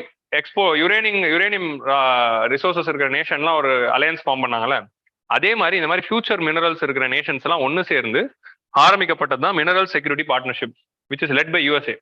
இந்த மினரல் செக்யூரிட்டி பார்ட்னர்ஷிப்ல நம்ம சேர்றது ரொம்ப முக்கியம். இதுல சேர்ந்தாதான் நமக்கு அந்த ஃபியூச்சருக்கு தேவைப்படுற அந்த மினரல்ஸ் கிடைக்கும். ஸோ ஆல்ரெடி வந்து நம்ம பொலிவியா கூட we have signed an agreement to import lithium. ஞாபகம் இருக்கா? லித்தியம் ட்ரையாங்கிள் அப்படின்னு சொல்றது என்ன? ABC, Argentina, Bolivia and Chile அப்படின்னு ஏபிசி ரீஜன் அப்படின்னு சொல்லுவாங்க. ஸோ இந்த மாதிரி ஃபியூச்சர் மினரல்ஸ் வரக்கூடிய ரீஜன்ல நம்ம கொலாபரேட் பண்ணணும். ஸோ இந்த மாதிரியான இதுல சேர்ந்து we should come out of the isolation அப்படின்னு சொல்றாங்க. So that is the point. So critically examine the India's decision to stay away from the largest economic partnership agreement. So large economic partnership agreements like IPEF, RCEP அந்த மாதிரி fill up பண்ணிக்கலாம். But critically examine அப்படின்னு கேட்டா இதனால வரக்கூடிய opportunities என்ன, concerns என்னென்ன அப்படிங்கிறதா நீங்க எழுதி way forward. So that is what this editorial is about. So we are critically examining the India's decision to stay out of the RCEP. Okay, that is this editorial. இந்த concerns தான் ரொம்ப முக்கியம். நமக்கு வந்து பாசிட்டிவ் பாயிண்ட்ஸ் எவ்வளவு முக்கியமோ அதே மாதிரி கன்சர்ன்ஸ் ரொம்ப முக்கியம். ரெண்டுத்தையுமே நம்ம எடுக்கணும். இப்போ லாஸ்ட் வீக் நம்ம என்ன எடுத்தோம்? லாஸ்ட் வீக் நம்ம பாசிட்டிவ் பாயிண்ட்ஸ் எடுத்தோம். கரெக்டா? மல்டி அலைன்மெண்ட் அப்படிங்கிற அந்த ஸ்ட்ராட்டஜியில பாக்குறப்போ பாசிட்டிவ்ஸ் பார்த்தாச்சு. இப்போ இதுல இருந்து நெகட்டிவ்ஸ் பார்த்தாச்சு. அவ்வளவுதான். ஃபாரின் பாலிசியை கிரிட்டிக்கல் அனலைஸ் பண்ணியாச்சா? இந்த மாதிரி தான் வந்து we should get ready for the answer writing. SA கேட்டாலும் எழுதிடலாம். ஓகே, ஸோ கிளியரா? ஸோ ஏதாவது ஒன்றத்துல சேரலாம். அவங்க சேர்றாங்களோ இல்லையோ நம்ம ஆன்சர்ல சேர போறோம். ஓகே, அவ்வளவுதான். Disruptive nexus of China and Pakistan. So பாகிஸ்தானுக்கும் சைனாவுக்கும் உள்ள தொடர்புனால என்னென்னலாம் எந்தெந்த ஏரியாஸ்லாம் அவங்க க்ளோஸா இருக்காங்க அப்படிங்கறத இந்த எழுதியிருக்காரு. இந்த எடிட்டோரியல் என்ன எழுதியிருக்காங்கன்னா பாகிஸ்தானும் சைனாவும் எங்கெங்கெல்லாம் க்ளோஸ் ஆறாங்க. ஓகே, இதுக்கும் நம்ம ஃபாரின் பாலிசிக்கு என்ன தொடர்பு இருக்கு, இது ஏன் நம்ம படிக்கணும் அப்படிங்கறதா நெக்ஸ்ட் கொஸ்டின். இது ஏன் நம்ம படிக்கணும்னா GS2 and GS3 சிலபஸ்ல இருக்கிற direct topics. Effect of policies and effect of policies and politics of developed and developing countries on India's interest. அது ஒரு பெரிய லைன். நான் சுருக்கமா எஃபெக்ட் ஆஃப் பாலிசிஸ் அப்படின்னு போட்டிருக்கேன். Effect of policies and politics of developed and developing countries on India's interest. இதோட meaning என்ன? Developed developing கண்ட்ரீஸும் ஏதாவது ஒரு பாலிசி இல்லைன்னா ஏதாவது ஒரு பாலிடிக்ஸ் பண்ணாங்கன்னா அது இந்தியாஸ் இன்ட்ரெஸ்ட் மேல என்ன இம்பாக்ட் அப்படின்னு சிலபஸ்ல இருக்கு. ஸோ சைனாவும் பாகிஸ்தானும் ஒன்று சேர்றதுனால இந்தியாவுக்கு என்ன இம்பாக்ட் அப்படிங்கிற ஒரு கொஸ்டின் எக்ஸ்பெக்ட் பண்ணலாம். ஆல்ரெடி கேட்டிருக்காங்க. 2018ல we had a question on what is the impact of China Pakistan economic corridor. So China Pakistan economic காரிடாருக்கு வந்து சைனாக்கும் பாகிஸ்தானுக்கும் உள்ள ஒரு ரிலேஷன்ஷிப், அதோட இந்தியாவுக்கு என்ன பிரச்சனை அப்படிங்கிறது ஒரு கொஸ்டினா கேட்டிருக்காங்க. ஸோ அதனால மற்ற ரெண்டு நாடுகளுக்குள்ள ஒரு ரிலேஷன்ஷிப் இருந்தாலும் அது இந்தியாவோட இன்ட்ரெஸ்ட் அஃபெக்ட் பண்ணுச்சுன்னா கண்டிப்பா படிக்கணும். So that's why it is very relevant. And paper 3ல டைரக்டாவே இன்னொரு டாபிக் இருக்கு. என்னது? இன்டர்னல் செக்யூரிட்டியில we are having this word external state actors. Impact of the role of external state actors to the India security challenges அப்படிங்கிற ஏரியால we are having this direct relevance. So both the ஏரியாஸ்ல it is very important. So இது அப்படியே ஒரு கொஸ்டினா கூட வரலாம். How the nexus of China and Pakistan will affect the India's interest. So அது தெரிஞ்சுக்கணும்னா அதுக்கு முன்னாடி அது என்னென்னலாம் நெக்ஸஸ் இருக்காங்கன்னு தெரியணும்ல. என்னென்ன டைமென்ஷன்ல அவங்க நெக்ஸஸ் இருந்தாங்கன்னு தெரிஞ்சாதான் அதனால என்ன பிரச்சனை வரப்போகுதுன்னு நமக்கு தெரியும். ஸோ நமக்கு வந்து சைனா பாகிஸ்தான் எக்கனாமிக் காரிடார் அவங்க வந்து இவங்களுக்கு வந்து UNSCல ஓட் பண்றாங்க. இது ரெண்டுத்தை தாண்டி அப்படியே நிறுத்திட்டா so we are having 6 important areas where they are collaborating. அதுதான் இந்த எடிட்டோரியல்ல பேசுறாங்க. ஃபர்ஸ்ட் வந்து மிசைல் ப்ராலிஃபரேஷன். இன்னைக்கு பாகிஸ்தான் ஒரு நியூக்ளியர் பவரா இருக்கு இல்லைன்னா வந்து மிசைல்ஸ் ப்ரொடியூஸ் பண்ணுது அப்படின்னா அதுக்கு முக்கியமான காரணம் யாருன்னா சைனா தான். ஸோ இந்தியாவோட மிசைல் ப்ரொடக்ஷனா இருக்கட்டும் இல்லை நியூக்ளியர் டெவலப்மெண்டா இருக்கட்டும், it is indigenous development. So நம்ம வந்து integrated missile development programme under Abdul கலாமா இருக்கட்டும், ஆர் நம்மளுடைய ஸ்பேஸ் ரிசர்ச்சா இருக்கட்டும், அதே மாதிரி வந்து நியூக்ளியர் வெப்பன் டெவலப்மெண்டா இருக்கட்டும், இது எல்லாமே வந்து இண்டிஜினஸ் டெவலப்மெண்ட் தான். பட் பாகிஸ்தான் இன்னைக்கு ஒரு நியூக்ளியர் பவர் ஆனதுக்கு ஒரே காரணம் சைனா தான். So China leaked the nuclear technologies to Pakistan and from Pakistan it leaked to north Korea and Iran. So இந்த ஈரானுக்கு எப்படி நியூக்ளியர் கெப்பாசிட்டி வந்தது? Israel is self sufficient, so they develop. ஆனா ஈரானும் நார்த் கொரியாவும் நியூக்ளியர் கெப்பாசிட்டியை நோக்கி போறாங்க அப்படின்னா அதுக்கு முக்கியமான காரணம் leakages from Pakistan. There was one person called AQ Khan. AQ Khan is considered to be their scientist who developed the nuclear technology there and missile technology there. And the AQ Khan வந்து he had the relationship with China and he got this technology and இதை வந்து ஒரு பிசினஸா பண்ண ஆரம்பிச்சுட்டாரு. பிசினஸா பண்ணி they were exchanging it with North Korea and Iran. So இதுதான் வந்து ப்ராலிஃபரேஷன். ஒரு நியூக்ளியர் டெக்னாலஜியை ப்ராலிஃபரேட் பண்ணக்கூடாது அப்படின்னு சொல்றது தான் NPT. இந்தியா NPT சைன் பண்ணலனாலும் NPTல இருக்கிற அந்த கொள்கைகளை ஃபாலோ பண்ணிட்டு தான் இருக்கும். Like so we have not proliferated the nuclear secrets yet. But China கிட்ட இருந்து தான் பாகிஸ்தானுக்கு லீக் ஆயிருக்கு, பாகிஸ்தான் கிட்ட இருந்தா நார்த் கொரியாக்கு ஈரானுக்கு லீக் ஆயிருக்குன்னா that is the severe crime. So அந்த மாதிரி ப்ராலிஃபரேட் ஆகி தான் 34M11 short range missiles 1990s அவங்களுக்கு வந்திருக்கு. Ring magnets for centrifuges, Chashma series reactors, இது எல்லாமே வந்து சைனா கிட்ட இருந்து தான் பாகிஸ்தான் வந்திருக்கு. எக்ஸாம்பிளுக்கு எழுதும் போது 2 வார்த்தை கரெக்டான வார்த்தையை எழுதிடணும். வெறும் ஜெனரிக்கா மிசைல்ஸ் ரியாக்டர்ஸ் அப்படின்னு எழுதாம சஷ்மா ரியாக்டர்ஸ், அதே மாதிரி வந்து பாபர் க்ரூஸ் மிசைல், இந்த மாதிரி வந்து பாகிஸ்தானோட மிசைல்ஸோட பேரும் எக்ஸாம்பிள் 2 எழுதும் போது தான் நம்ம ஆன்சர் வந்து இன்னும் ஸ்பெசிஃபிக்கா மாறும். 2-3 ஞாபகம் வச்சுக்கிட்டா போதும், எல்லாத்தையும் ஞாபகம் வச்சுக்க தேவையில்ல. ஸோ 34M1 M11 இல்ல ring magnets for centrifuge. Centrifuge அப்படின்னா என்ன? சென்ட்ரிஃபியூக்ஸ்னா என்ன? 2 டெஸ்ட் டியூப் தனித்தனியா வச்சுட்டு இப்படி சுத்தணும் ஒன்று, அது 2 ஸ்பீடா சுத்தும். இந்த லேப்ல எல்லாம் காட்டுவாங்கல்ல, ஸ்பீடா சுத்தும் போது அது மிக்ஸ் ஆயிடும். பிளட் டெஸ்ட் எடுப்பாங்க, எல்லா இடத்துலயும் எடுப்பாங்க. ஸோ எனி லேப் டெஸ்ட் பண்ணாலும் they will do the centrifuges. So அதே மாதிரி தான் சென்ட்ரிஃபியூக்ஸ் மூலமா தான் வந்து they are also developing the enriching the uranium. Uranium இந்த மாதிரி சென்ட்ரிஃபியூக்ஸ்ல வச்சு ரியாக்ட் பண்ணும்போது தான் uranium is further getting enrich to nuclear grade. Uranium வச்சு நம்ம எலக்ட்ரிசிட்டியும் எடுக்கலாம், யுரேனியம் வச்சு குண்டும் ரெடி பண்ணலாம். ஸோ அந்த வெப்பன்ஸ் கிரேட் யுரேனியம் டெவலப் பண்ணணும்னா யூனிட் சென்ட்ரிஃபியூக்ஸ். அந்த centrifuges technology also leaked from China to Pakistan because they exported the ring magnets. ஸோ அவங்களோட மிலிட்ரியோட ஸ்டார்டிங்கே வந்து சைனா கிட்ட தான் வந்திருக்கு. Even though Pakistan was very close to USA, USA is very strong with proliferation. So அவங்க லீக் பண்ண மாட்டாங்க. So they got it from China. Defence ties 47% of China's military exports goes to Pakistan. So இந்த point ரொம்ப முக்கியமான point. சைனாவுடைய 47% of the defence export. So China 100 ரூபாய்க்கு defence export பண்ணா 47 rupees பாகிஸ்தான்ல இருந்து தான் வருது. So 47% of the China's exports goes to Pakistan அப்படின்னா Pakistan is the major buyer for China. அதுக்காக சைனாக்கு பாகிஸ்தான் தேவை. So this is important nexus. பாகிஸ்தானுக்கு ஏன் சைனா தேவைன்னா அவங்களுக்கு வந்து வெப்பன்ஸ் தேவை. ஸோ இதனாலே 2 பேர் க்ளோஸ் ஆறாங்க. ஓகே, ஸோ அதனாலேயே பாகிஸ்தானை சேவ் பண்ணணும் அப்படிங்கிற இன்டென்ஷன் சைனாக்கு இருக்கும் always. So that is one important point. So small arms to fighter jets. Fighter jets என்னென்ன போகுது? JF-17 jets, K-8 aircrafts, Babur cruise missiles, இந்த மாதிரி எல்லாமே வந்து சைனா கிட்ட இருந்தா பாகிஸ்தானுக்கு போகுது. So that is the defence ties. So இந்த டிஃபென்ஸ் டைஸ் மூலமா Pakistan is getting stronger and this is opening up the threat of what? Two front war அப்படிங்கிற த்ரெட் வந்து எப்பவுமே இருக்கும். ஸோ அந்த ட்ரூ ஃப்ரண்ட் வார் அப்படிங்கிற த்ரெட் என்னதுன்னா சைனாவும் பாகிஸ்தானும் சேர்ந்து அட்டாக் பண்ணா என்ன ஆகும்? What is the scenario? How India is going to tackle? Whether we are ready to face that situation. So அந்த சுச்சுவேஷன் பேசுறதுக்கு நம்ம ரெடி ஆனா ரெடி இல்லை. That is reality. ஸோ அதை ரெடி பண்றதுக்காக தான் வந்து we are increasing the aircraft squadron. இனி இப்போ ஏர்கிராஃப்ட் கேரியர் நம்ம விக்ராந்த் வந்ததா இருக்கட்டும், அடுத்து விஷால் வர போறதா இருக்கட்டும், இது எல்லாமே வந்து அடுத்து விவேகம், விஸ்வாசம் எல்லாம் வரும்.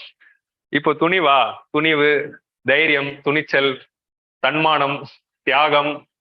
இல்ல அஜித்தோட அடுத்த படங்களோட டைட்டில் சொல்லிட்டு இருக்கேன். இப்போ டீக்கு மாறிட்டாங்கல்ல, இனிமேல் எல்லாம் துணிச்சல். வாரிசு ஏதோ ஷூட்டிங் நின்றுச்சாம அப்படியா? சரி, ஓகே, இப்ப தேவையில்லைங்க, அது விடுங்க. துணிவு, துணிச்சல், தியாகம். சோ இப்போ நான் பாருங்க இதை விட்டு. ஸோ டிஃபென்ஸ் டைஸ் பொறுத்த வரைக்கும் டூ ஃப்ரண்ட் வார் சுச்சுவேஷன் வருது அப்படின்னா இந்த விக்ராந்த், விஷால் இதெல்லாம் வந்து வரதுனால எதுக்கு அதெல்லாம் பண்ணிக்கிட்டு இருக்கோம்னா இதுக்காக தான், to get ready for the two front war. Economic சைட்ல again they are getting collaborating. அதோட ஃபர்ஸ்ட் இனிஷியேட்டிவ் தான் China Pakistan economic corridor. China Pakistan economic காரிடார்னா என்ன? இப்போ இந்தியாவில் வந்து நம்ம ஒன்று கட்டுறோம்ல, diamond quadrilateral, golden quadrilateral, north south transport corridor, east west dedicated freight corridor. அந்த மாதிரி சைனாக்கும் பாகிஸ்தான் கனெக்ட் பண்றாங்க. நம்ம India, Myanmar, Thailand trilateral highway, Chabahar port மூலமா we are கனெக்டிங் டு தேலாராம்ல இருந்து ரிங் ரோடுக்கு போயிட்டு அஷ்காபாத் அக்ரிமெண்ட். இந்த மாதிரி ஏகப்பட்ட இனிஷியேட்டிவ்ஸ் இந்தியா பண்ற மாதிரி சைனாவும் பாகிஸ்தானும் சேர்ந்து பண்றது தான் இது. இந்த இமேஜ் குவாலிட்டி ஒரு மாதிரியா இருக்கலாம், ஆனா இந்தியாவை கரெக்டா டெபிக் பண்ற மாதிரி இருக்கிற ஒரே மேப் இது மட்டும் தான் கிடைச்சிருக்கு. வேற எல்லா மேப்புமே பாகிஸ்தான் மேப்பா தான் இருக்கு. ஸோ அதனால வந்து இந்த இமேஜ் தான் நம்ம கிடைச்சிருக்கு. ஸோ கஷ்கார், ஜின்ஜியாங் ப்ராவின்ஸ்ல இருக்கிற கஷ்கார் ரீஜன்ல இருந்து ஆரம்பிச்சு, ஏன்னா சைனா பாகிஸ்தான் எக்கனாமிக் காரிடாரோட எல்லா மேப்புமே சைனீஸ் வெப்சைட்ஸ் அண்ட் பாகிஸ்தான் வெப்சைட்ஸ்ல தான் இருக்கு. அதுல மேப் தப்பா இருக்கு. ஸோ ஜின்ஜியாங் ப்ராவின்ஸ்ல இருந்து ஆரம்பிச்சு it is connecting the Gwadar region of in the Arabian sea. So இதனால வந்து they are constructing an economic corridor, but this economic corridor is passing through Pakistan occupied Kashmir. So Pakistan occupied Kashmir is an Indian territory which is occupied by Pakistan. So அந்த territory இன்னும் நெகோசியேஷன்ஸ்ல இருக்கு, international டிஸ்பியூட்ல இருக்கு. So அது India is a part of it. So அப்படி இருக்கும்போது அவங்க 2 பேர் அதுல வந்து ஒரு காரிடார் போடும்போது இந்தியாவுடைய கன்சல்ட்டோ இல்லை இந்தியா கிட்ட கன்சல்டேஷன் பண்ணிருக்கலாம். இந்தியா கிட்ட கன்சல்டேஷனே பண்ணாம பண்றதுனால தான் India is objecting to it. So அதே மாதிரி it is passing through the Karakoram region. இந்த காரக்கோரம் ரீஜன் இந்த இடத்துல தான் காரக்கோரம் பாஸ் இருக்கு. இந்த Karakoram pass is pass through which they can enter into the Kashmir, at the same time they can enter into the Gilgit Baltistan. So பாகிஸ்தானுக்குள்ள நுழையறதுக்கும் இந்தியாக்குள்ள நுழையறதுக்குமான ஒரு பாஸ் அங்க போயிட்டு இருக்கிறதுனால அந்த ரீஜன்ல ஒரு சைனாவுடைய ரோடு வருதுங்கிறது it's an entry to India அப்படிங்கிற அந்த ரிஸ்க் இருக்கு. So this is the strategic concern which is raised by the India against the China-Pakistan economic corridor. So இந்த economic corridor பொறுத்த வரைக்கும் இதோட அப்ஜெக்டிவ் என்ன அப்படின்னு பாத்தீங்கன்னா ஸ்ட்ராட்டஜிக் அப்ஜெக்டிவ்ங்கிறது இவ்வளவுதான். பட் மெயின் அப்ஜெக்டிவ் ஃபார் அவங்க ரெண்டு பேருக்குள்ள என்னன்னா எக்கனாமிக் காரிடார் தான். இது consist of roads and railways. Roads இருக்க போது, ரயில்வேஸ் இருக்க போது, சுத்தி இந்த காரிடார் சுத்தியுமே வந்து இண்டஸ்ட்ரீஸ் இருக்க போது. இப்போ நம்ம எக்கனாமிக் காரிடார் எல்லாம் படிக்கிறோம்ல, சுத்தி இண்டஸ்ட்ரீஸ் இருக்கும், ரோட்ஸ் அண்ட் ரயில்வே ரூட் இருக்க போது. இதோட மெயின் அப்ஜெக்டிவ் ஃபார் சைனா என்ன அப்படின்னு பாத்தீங்கன்னா what ever goods they are importing from oil which ever they R importing from the gulf region, அது எப்படி போகுதுன்னா it has to cross the Indian ocean and it has enter the Malacca straight. Malaysia Singapore வழியா Malacca straight வழியா நுழைஞ்சு south China C வழியா சுத்திட்டு தான் சைனாக்கு போகுது. ஸோ இங்கே வந்து சைனாக்கு வந்து ஒரு நேவல் போர்ட் இருந்ததுன்னு வைங்களேன், இங்க நார்மல் போர்ட் இருந்ததுன்னு வைங்களேன், இங்க கல்ஃப் ரீஜன்ல இருந்து வர ஷிப் வந்து இங்கே வந்து நின்றுட்டு இங்க வந்து அந்த க்ரூட் ஆயில் எல்லாத்தையும் ஒரு கூட்ஸ் டேங்கர்ல மாத்திட்டு அந்த கூட்ஸ் டேங்கர் ட்ரெயின் வந்து அப்படியே இங்க டைரக்டா சைனா கொண்டு போயிடும். ஸோ நம்ம வந்து சைனா வந்து மலாக்கா ஸ்ட்ரைட்டை பைபாஸ் பண்ணி சவுத் சைனா சீயை பைபாஸ் பண்ணி டைரக்டா க்ரூட் ஆயில வந்து கல்ஃப் ரீஜன்ல இருந்து இம்போர்ட் பண்ணிக்கலாம். இது வந்து ஒரு சைனாக்கு வந்து ஒரு மிகப்பெரிய ஒரு போர்ட்டா இருக்க போகுது குவாதார் ரீஜன். ஸோ சைனாக்கு வந்து இமீடியட்டா இம்போர்ட் பண்ணோம் by bypassing the Malacca Strait. ஏன்னா மலாக்கா ஸ்ட்ரைட் ரீஜன் எங்க இருக்கு அப்படின்னு பாத்தீங்கன்னா சிங்கப்பூர்ல இருக்கு. ஸோ சிங்கப்பூர் மலேசியா கிட்ட. சிங்கப்பூர் வந்து USA is having a military base. So USA military base இருக்கிற ஒரு ஸ்ட்ரைட் வழியா சைனீஸ் கூட்ஸ் வர்றது எப்பவுமே சைனாக்கு வந்து ஒரு கன்சர்ன்.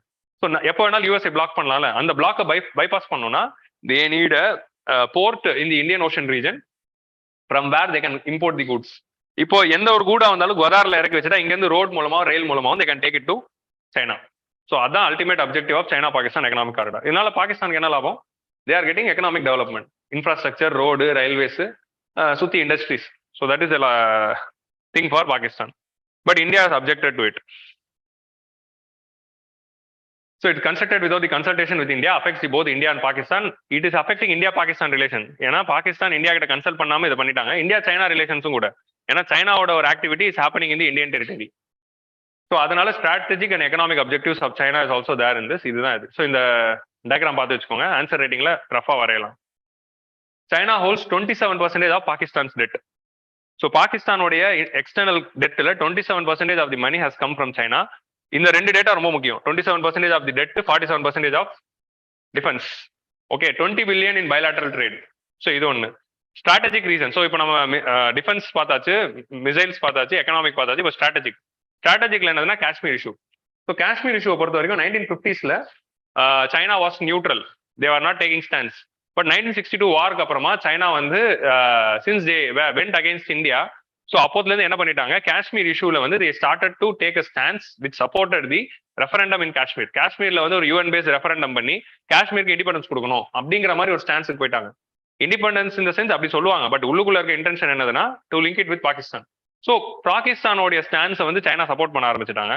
ஸோ யுஎன்எஸ்சி செக்யூரிட்டி கவுன்சில்ல எப்பப்பெல்லாம் காஷ்மீர் இஷ்யூ வருதோ அப்போ பாகிஸ்தானுக்காக வீட்டோ பண்றதுக்கு சைனா இப்போ இருக்கு. ஒரு காலத்துல யூஎஸ்ஏ இருந்தாங்க, இந்தியாவுக்கு அப்போ வீட்டோ பண்றதுக்கு ஒரு ஆள் வேணுங்கிறதுனால தான் we became closer to USSR. இப்போ என்ன ஆயிடுச்சு, பாகிஸ்தானுக்கு சைனா வந்துட்டாங்க. இப்போ யூஎஸ்ஏக்கும் பாகிஸ்தானுக்கும் ரிலேஷன்ஷிப் சரியில்லாதனால சைனா இஸ் கம்மியர். ஏன்னா யூஎஸ்ஏ காஷ்மீர் இஷ்யூல கொஞ்சம் ப்ரோ இந்தியாவா மாறிட்டாங்க. ஸோ ஆனா இப்போ சைனா வந்து they are saving it. So அதனால தான் இந்தியா நீட்ஸ் ரஷ்யா.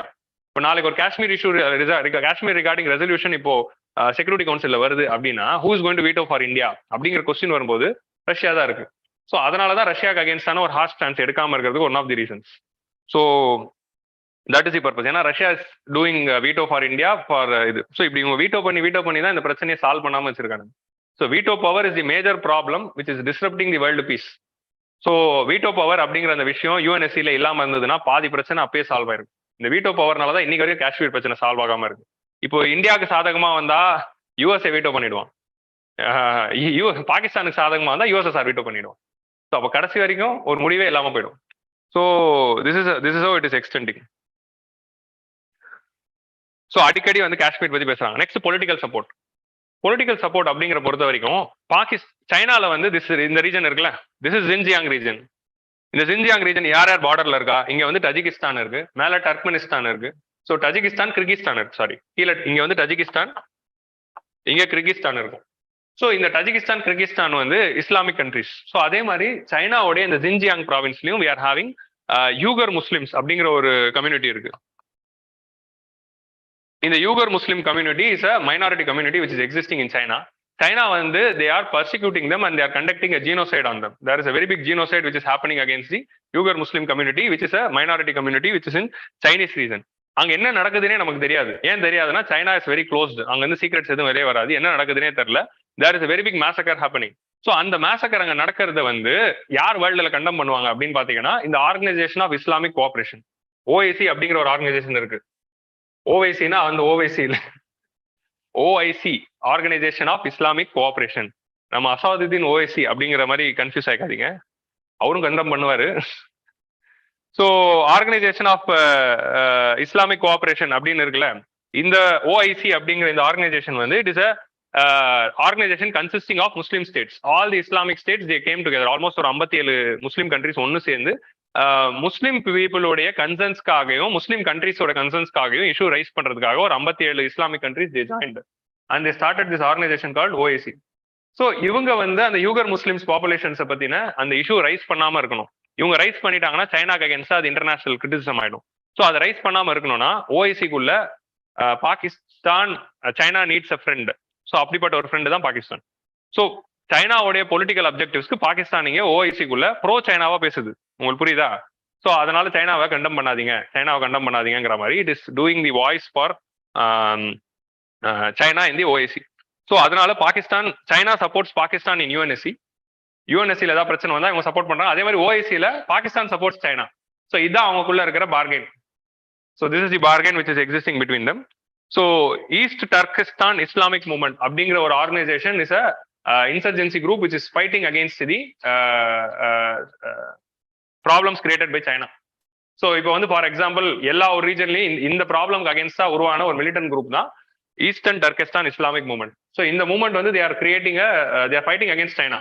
ஸோ இவங்களை கர்ப் பண்றதுக்கும் they need the collaboration. So அதுக்காக தான் வந்து that is the support which they are getting. So இது வந்து political support. So all the dimensions that they are getting this is why they are getting closer.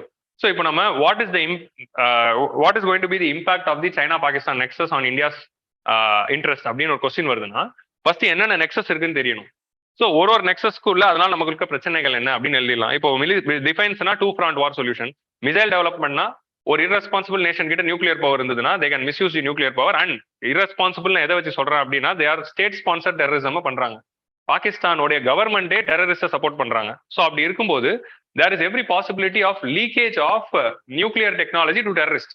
இப்போ இந்தியாவை வந்து defeat பண்ணணும் அப்படின்ட்டு அவங்களுடைய கவர்மெண்டே டெரரிஸ்ட சப்போர்ட் பண்ணி இந்தியாவுக்கு அனுப்பும்போது நாளைக்கு ஒரு நியூக்ளியர் லீக்கேஜ் நடக்காது அப்படிங்கிறது என்ன நிச்சயம்? ஸோ அந்த மாதிரி ஒரு ரிஸ்க் இருக்கும்போது this is always a problem. So that is one thing. Next வந்து defence ties might create a 2-front war situation. Next வந்து எக்கனாமிக் கொலாபரேஷன்னால further the China-Pakistan economic corridor is creating a strategic issue for India. So Kashmir issue la it is going to again UN Mari forums la it is going to be against India's favor. இப்போ இந்த UNSC listing of terrorists la நம்ம வந்து UNSC la will be listing the global terrorists. So UNSC resolution 1297 தானே 1267 okay 1267 அந்த resolution படி they will be listing the most wanted international terrorists. அந்த most wanted international terrorists la இந்தியாவை disturb பண்ற மாதிரி இருக்கிற லஷ்கர் இ தொய்பா, ஜெய்ஷ் இ முகமது இந்த மாதிரி ஆர்கனைசேஷன்ஸோட டெரரிஸ்ட் எல்லாம் நம்ம லிஸ்ட் பண்ணும்போது பாகிஸ்தானுக்காக சைனா வந்து வீட்டோ பண்றாங்க. ஏன் வந்து சைனா வந்து அந்த மசூத் அசாரை சேவ் பண்ணணும்? Masood Azhar is a terrorist who is doing the terrorist activity in India. But why China wants to veto listing that person as a terrorist? ஏன்னா பாகிஸ்தான் அவரை லிஸ்ட் பண்ணக்கூடாதுன்னு பாக்குறாங்க. ஏன் இப்போ பாகிஸ்தான் லிஸ்ட் பண்ணக்கூடாதுன்னு பாக்குறாங்க? Because they are supporting the that is the explicit proof for the state sponsor terrorism from Pakistan. So இந்த மாதிரி வந்து ஒரு நெக்ஸஸ் இருக்கிறதுனால it is against India centre. So இது எல்லாமே நமக்கு ஒரு த்ரெட். இது எல்லாத்தையும் மைண்ட்ல வச்சு தான் நம்ம ஃபாரின் பாலிசி பண்ணணும். இதான் வே ஃபார்வர்ட். அவ்வளவுதான். Okay. Overall China uses as இது பாருங்க, overall China uses Pakistan as a proxy military and nuclear power against India. So சைனாவுக்கு வந்து இந்தியா கிட்ட ஒரு கன்சர்ன் இருக்குன்னா பாகிஸ்தான் அவங்கள ஒரு ஆலியா யூஸ் பண்ணிக்கிறாங்க.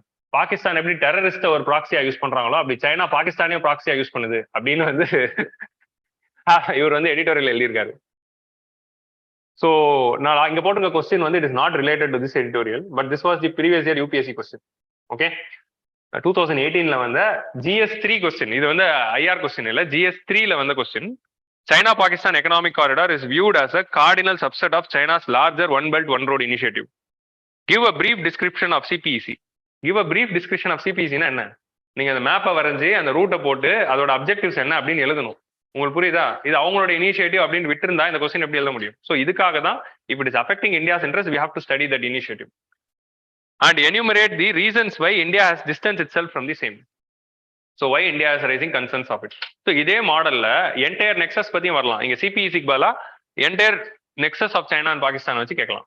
So that is the scope of this editorial. So understanding this is very important with respect to bilateral relations of India, China and India, Pakistan and in general security through external state actors. So next editorial is about the gender pay gap, hard truths and action needed. What are all the action needed? So India, so we all know gender pay gap between the men and women. For the same work, when the men and women do, women are paid less when compared to men for the same work. So that is the pay gap. GS1 women, GS2 vulnerable section, GS3 inclusive growth, GS4 ethics கூட போட்டுக்கலாம். 4 இடத்துலயும் இது ரெலவெண்டான ஒரு area தான். So எங்க வேணா எழுதலாம், வெட் is relevant. So ரீசெண்டா ரிலீஸ் ஆன குளோபல் ஜெண்டர் கேப் ரிப்போர்ட் 2022 படி India's ranking in the global gender gap report was 135. அந்த 135ல நம்ம வந்து எக்கனாமிக் பார்ட்டிசிபேஷன் அண்ட் ஆப்பர்ச்சுனிட்டியில 143ல இருக்கும். ஸோ இதுக்குள்ளதான் ஜெண்டர் கேப் வரும், வேஜ் கேப் வரும். Wage gap between the men and women எதுக்குள்ள வருதுன்னா எக்கனாமிக் பார்ட்டிசிபேஷன் அண்ட் ஆப்பர்ச்சுனிட்டியில 143 இருக்கும். So that is the problem here. So political எம்பவர்மெண்ட்ல தான் கொஞ்சம் நல்ல ரேங்க் இருக்கு, பட் எக்கனாமிக் பார்ட்டிசிபேஷன்ல 143 இருக்கு. So that is the problematic area. So answer ரைட்டிங்ல நமக்கு வந்து நெகட்டிவா எழுதணும் அப்படின்னு தேவைப்படும் போது இந்த மாதிரி இண்டிகேட்டர்ஸ் யூஸ் பண்ணிக்கணும். உங்களுக்கு புரியுதா? கன்சர்ன்ஸ் எழுதும் போது யூஸ் பண்ணிக்கணும். கிளியரா? ஸோ ஆல்ரெடி வந்து we all know there is a gender gap.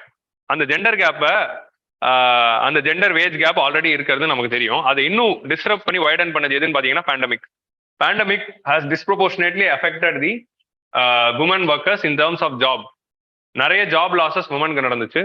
அதே மாதிரி வந்து இன்கம் லாசஸும் நடந்துச்சு. ஸோ இன் ஜென்ரலே ஜாப் லாசஸ் இன்கம் லாஸும் நடக்குது. ஸோ அப்படி நடக்கிறப்போ அது உமனுக்கு இன்னும் அதிகமாக நடக்குது வித் ரெஸ்பெக்ட் டு பேண்டமிக். அதே மாதிரி வந்து poverty rates of women has increased because of this pandemic. அதே மாதிரி it has further increase the household work burden. அந்த பேண்டமிக் டைம்ல அது நடந்ததுனால, ஏன்னா பேண்டமிக்ல லாக்டவுன் ஆன பிறகு எல்லாரும் வீட்லயே இருக்கும்போது உமனுக்கு இன்னும் வந்து ஹவுஸ் ஹோல்ட் ஒர்க் அதிகமாயிடுச்சு, டபுள் பர்டன் ஆயிடுச்சுல. ஒரு சிலருக்குலாம் ஒர்க் ஃப்ரம் ஹோமும் பண்ணணும், வீட்டு வேலையும் பண்ணணும். வேலை போனவங்களுக்குலாம் இன்னும் வீட்டு வேலை அதிகமாயிடுச்சு, ஏன்னா எல்லாருமே வீட்டில் இருந்தாங்க. ஸோ அதனாலே வந்து it has further increase the family work. So இந்த மாதிரி ரீசன்ஸ்னால அவங்க ஃபர்தர் இன்ஃபார்மலைஸ் ஆகி இன்னும் வந்து அது எக்ஸ்டெண்ட் ஆயிருக்கு அப்படின்னு ஒரு ஆர்குமெண்ட்டை சொல்றாங்க. So this is very important data. இந்த டேட்டா வந்து ஆன்சர் ரைட்டிங் ரொம்ப முக்கியம்.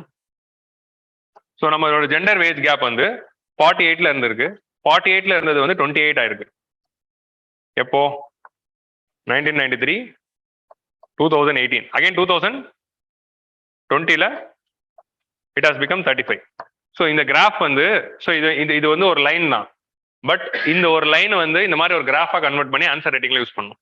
உங்களுக்கு புரியுதா? This is very important graph which you have to memorise and write in the answers. So gender gap, gender wage gap வந்து 48%ல இருந்தது. So women are earning 48% lesser than the men for the same work they do. That is what the 48% says. And the gender wage gap, இங்க நம்ம பாக்குறது wage gap தான், ஒரே வேலைக்கு வாங்குற சம்பளம். அந்த ஒரே வேலைக்கு வாங்குற சம்பளம் வந்து it has reduced to 35 and it has increased to 35. அது 28 and 35. ஸோ இதுக்கான எக்ஸாம்பிள்ஸ் என்னென்ன அப்படின்னு சொன்னா நிறைய இடத்துல இருக்கு. இப்போ ஃபார் எக்ஸாம்பிள் காம்பேரிங் அப்படின்னு வச்சுக்கோங்களேன். டிவியில இப்போ விஜய் டிவி எடுத்துக்கலாமே, Makapa will earn more then the Priyanka. So நான் டைரக்டா சொல்றேன். ஸோ இந்த மாதிரி இருக்கும். நான் உங்களுக்கு புரியுற மாதிரி ஒரு எக்ஸாம்பிள் சொல்லணுங்கிறதுனால சொல்றேன். 2 பேரும் ஒரே வேலை தான் பாக்குறாங்க. On what basis Makapa is earning more than Priyanka? This is the gender gap. உங்களுக்கு புரியுதா? Virat Kohli is earning more than Kaur, Harmanpreet Kaur. லோல வந்து ரோல் ஆகுது. ஹர்மன்பிரீத் கௌர், மித்தாலி ராஜோட கோலி அதிகமாக earn பண்றாரா? In what ways both are different? Except gender கிடையாதுல்ல. ஸோ அப்படி இருக்கும்போது this is gender gap. நான் உங்க எல்லாருக்கும் தெரியற மாதிரி 2 எக்ஸாம்பிள் சொல்றேன். So Vijay will earn more than Trisha. கரெக்டா? This is gender gap. 2 பேரும் ஒரே வேலை தானே பாக்குறாங்க. விஜய் ஏதாவது எக்ஸ்ட்ரா வேலை பாக்குறாரா? 2 பேரும் ஹீரோ, ஒரு ஹீரோயின், அவ்வளவுதானே. So this is the difference. இல்லைனாப்பா இதுக்கு வேற இன்னொரு பிரச்சனை இருக்கு. Ajith will earn more then the Nayanthara. ரீசெண்டா ஏதோ என்ன படத்துல, என்ன படம் ஞாபகம் வர மாட்டேங்குது. அண்ணாத்தையா ரஜினியா? விஜய் சொன்னா அஜித் சொல்லிடணும், ஏன்னா அப்பதான் வந்து பேலன்ஸ் பண்ணணும். எல்லாம் வந்து ஃபேன்ஸ் கோச்சிப்பாங்க. So this is gender pay gap. ஒரே வேலை பார்க்குறாங்க ஆனால் வேற வேற இன்கம் வந்து வாங்குறாங்க. This is gender pay gap. So discrimination factors எதுக்காக இந்த பே கேப் இருக்கு அப்படின்னு பார்த்தீங்கன்னா, ஓவராலாக இருக்கிற ரீஜன் வந்து எஜுகேஷன் அட்டைன்மெண்ட் ஆஃப் உமன் கம்மியாக இருக்கிறதுனால வேலை வாய்ப்புகள் கிடைக்கிறது இல்லை. ஸ்கில் அட்டைன்மெண்ட் லெவல்ஸ் கம்மியாக இருக்கிறதுனால வேலை வாய்ப்புகள் கிடைக்கிறது இல்லை. எக்ஸ்பீரியன்சஸ் அவங்களுக்கு கிடைக்காது. வேலை கொடுத்தா தானே எக்ஸ்பீரியன்ஸ் வரும். ஸோ எக்ஸ்பீரியன்சஸ் கம்மியாக இருக்கிறதுனால கிடைக்கிறது இல்லை. இது ஜென்ரிக் ரீசன். பட் இது எல்லாமே கம்மியாக இருக்கிறதுக்கு காரணம் என்ன? Because of gender prejudice and discrimination.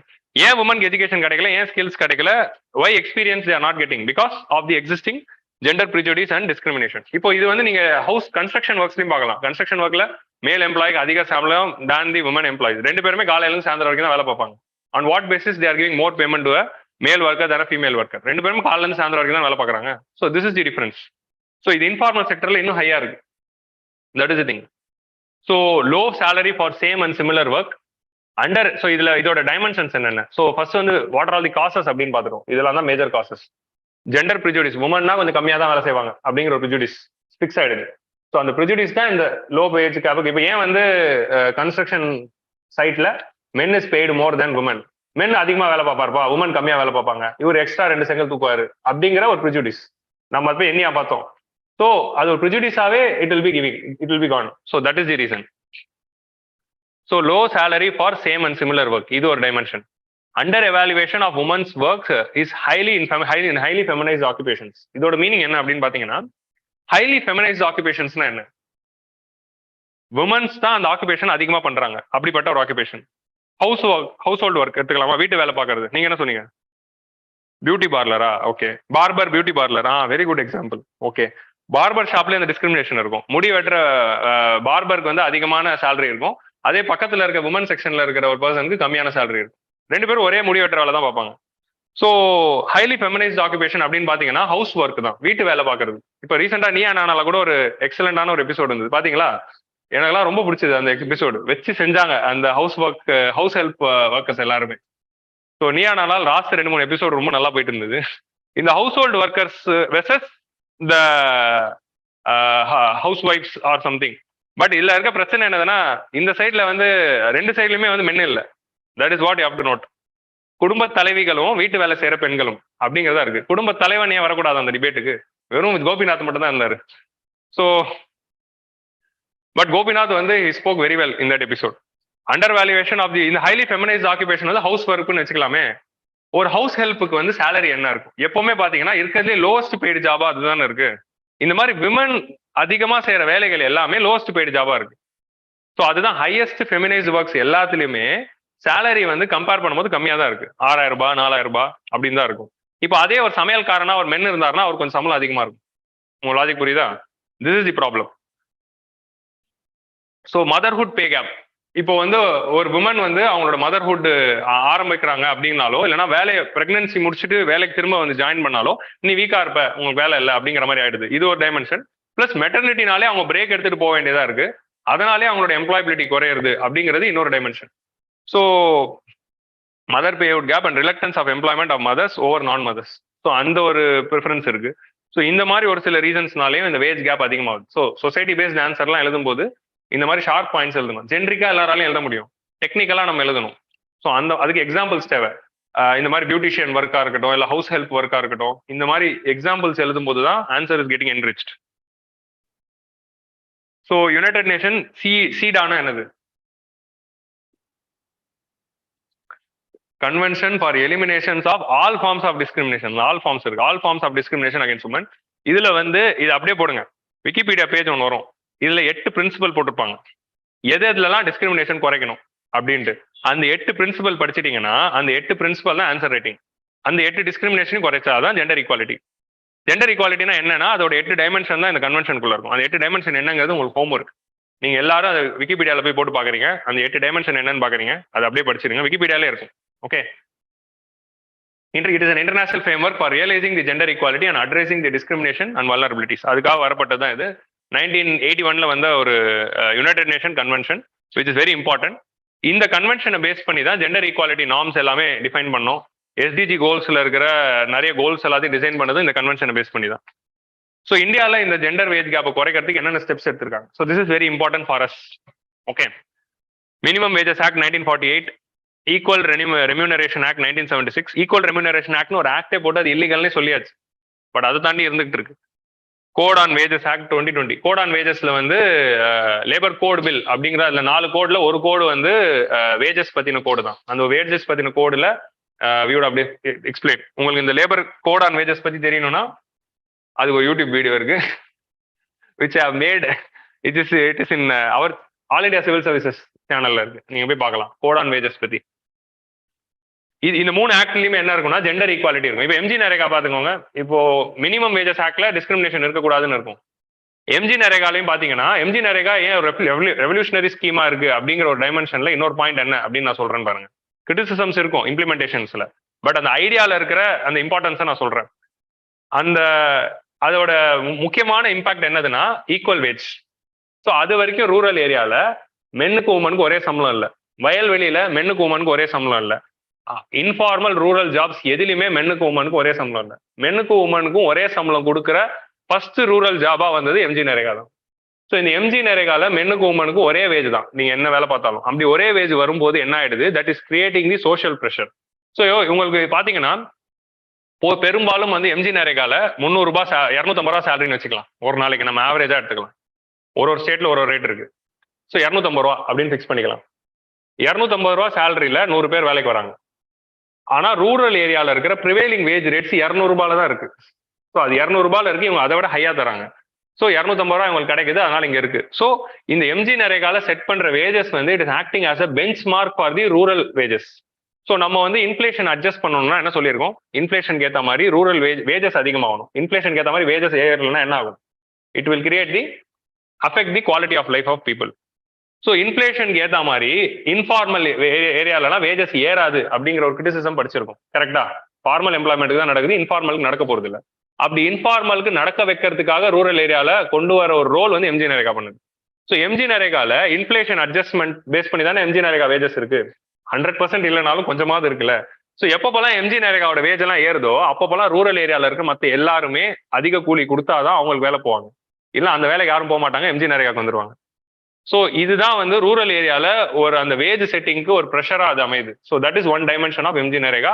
Why it is important, it has equalise the rural wage and is acting as a pressure on the rural regions. has substantially bridged the gender gap in the rural informal work and rise of the agricultural wages. Agricultural wages rise ஆனதுக்கு ஒரு முக்கியமான காரணம் இதுதான். So இந்த மாதிரி technical டைமென்ஷன்ஸும் நம்ம இந்த schemes பத்தி அண்டர்ஸ்டாண்ட் பண்ணிக்கணும் when we are writing answers. Next வந்து maternity benefit act. It has increased. So every firm with more than 10 employees, they should mandatorily have the provide the maternity benefit of 26 weeks.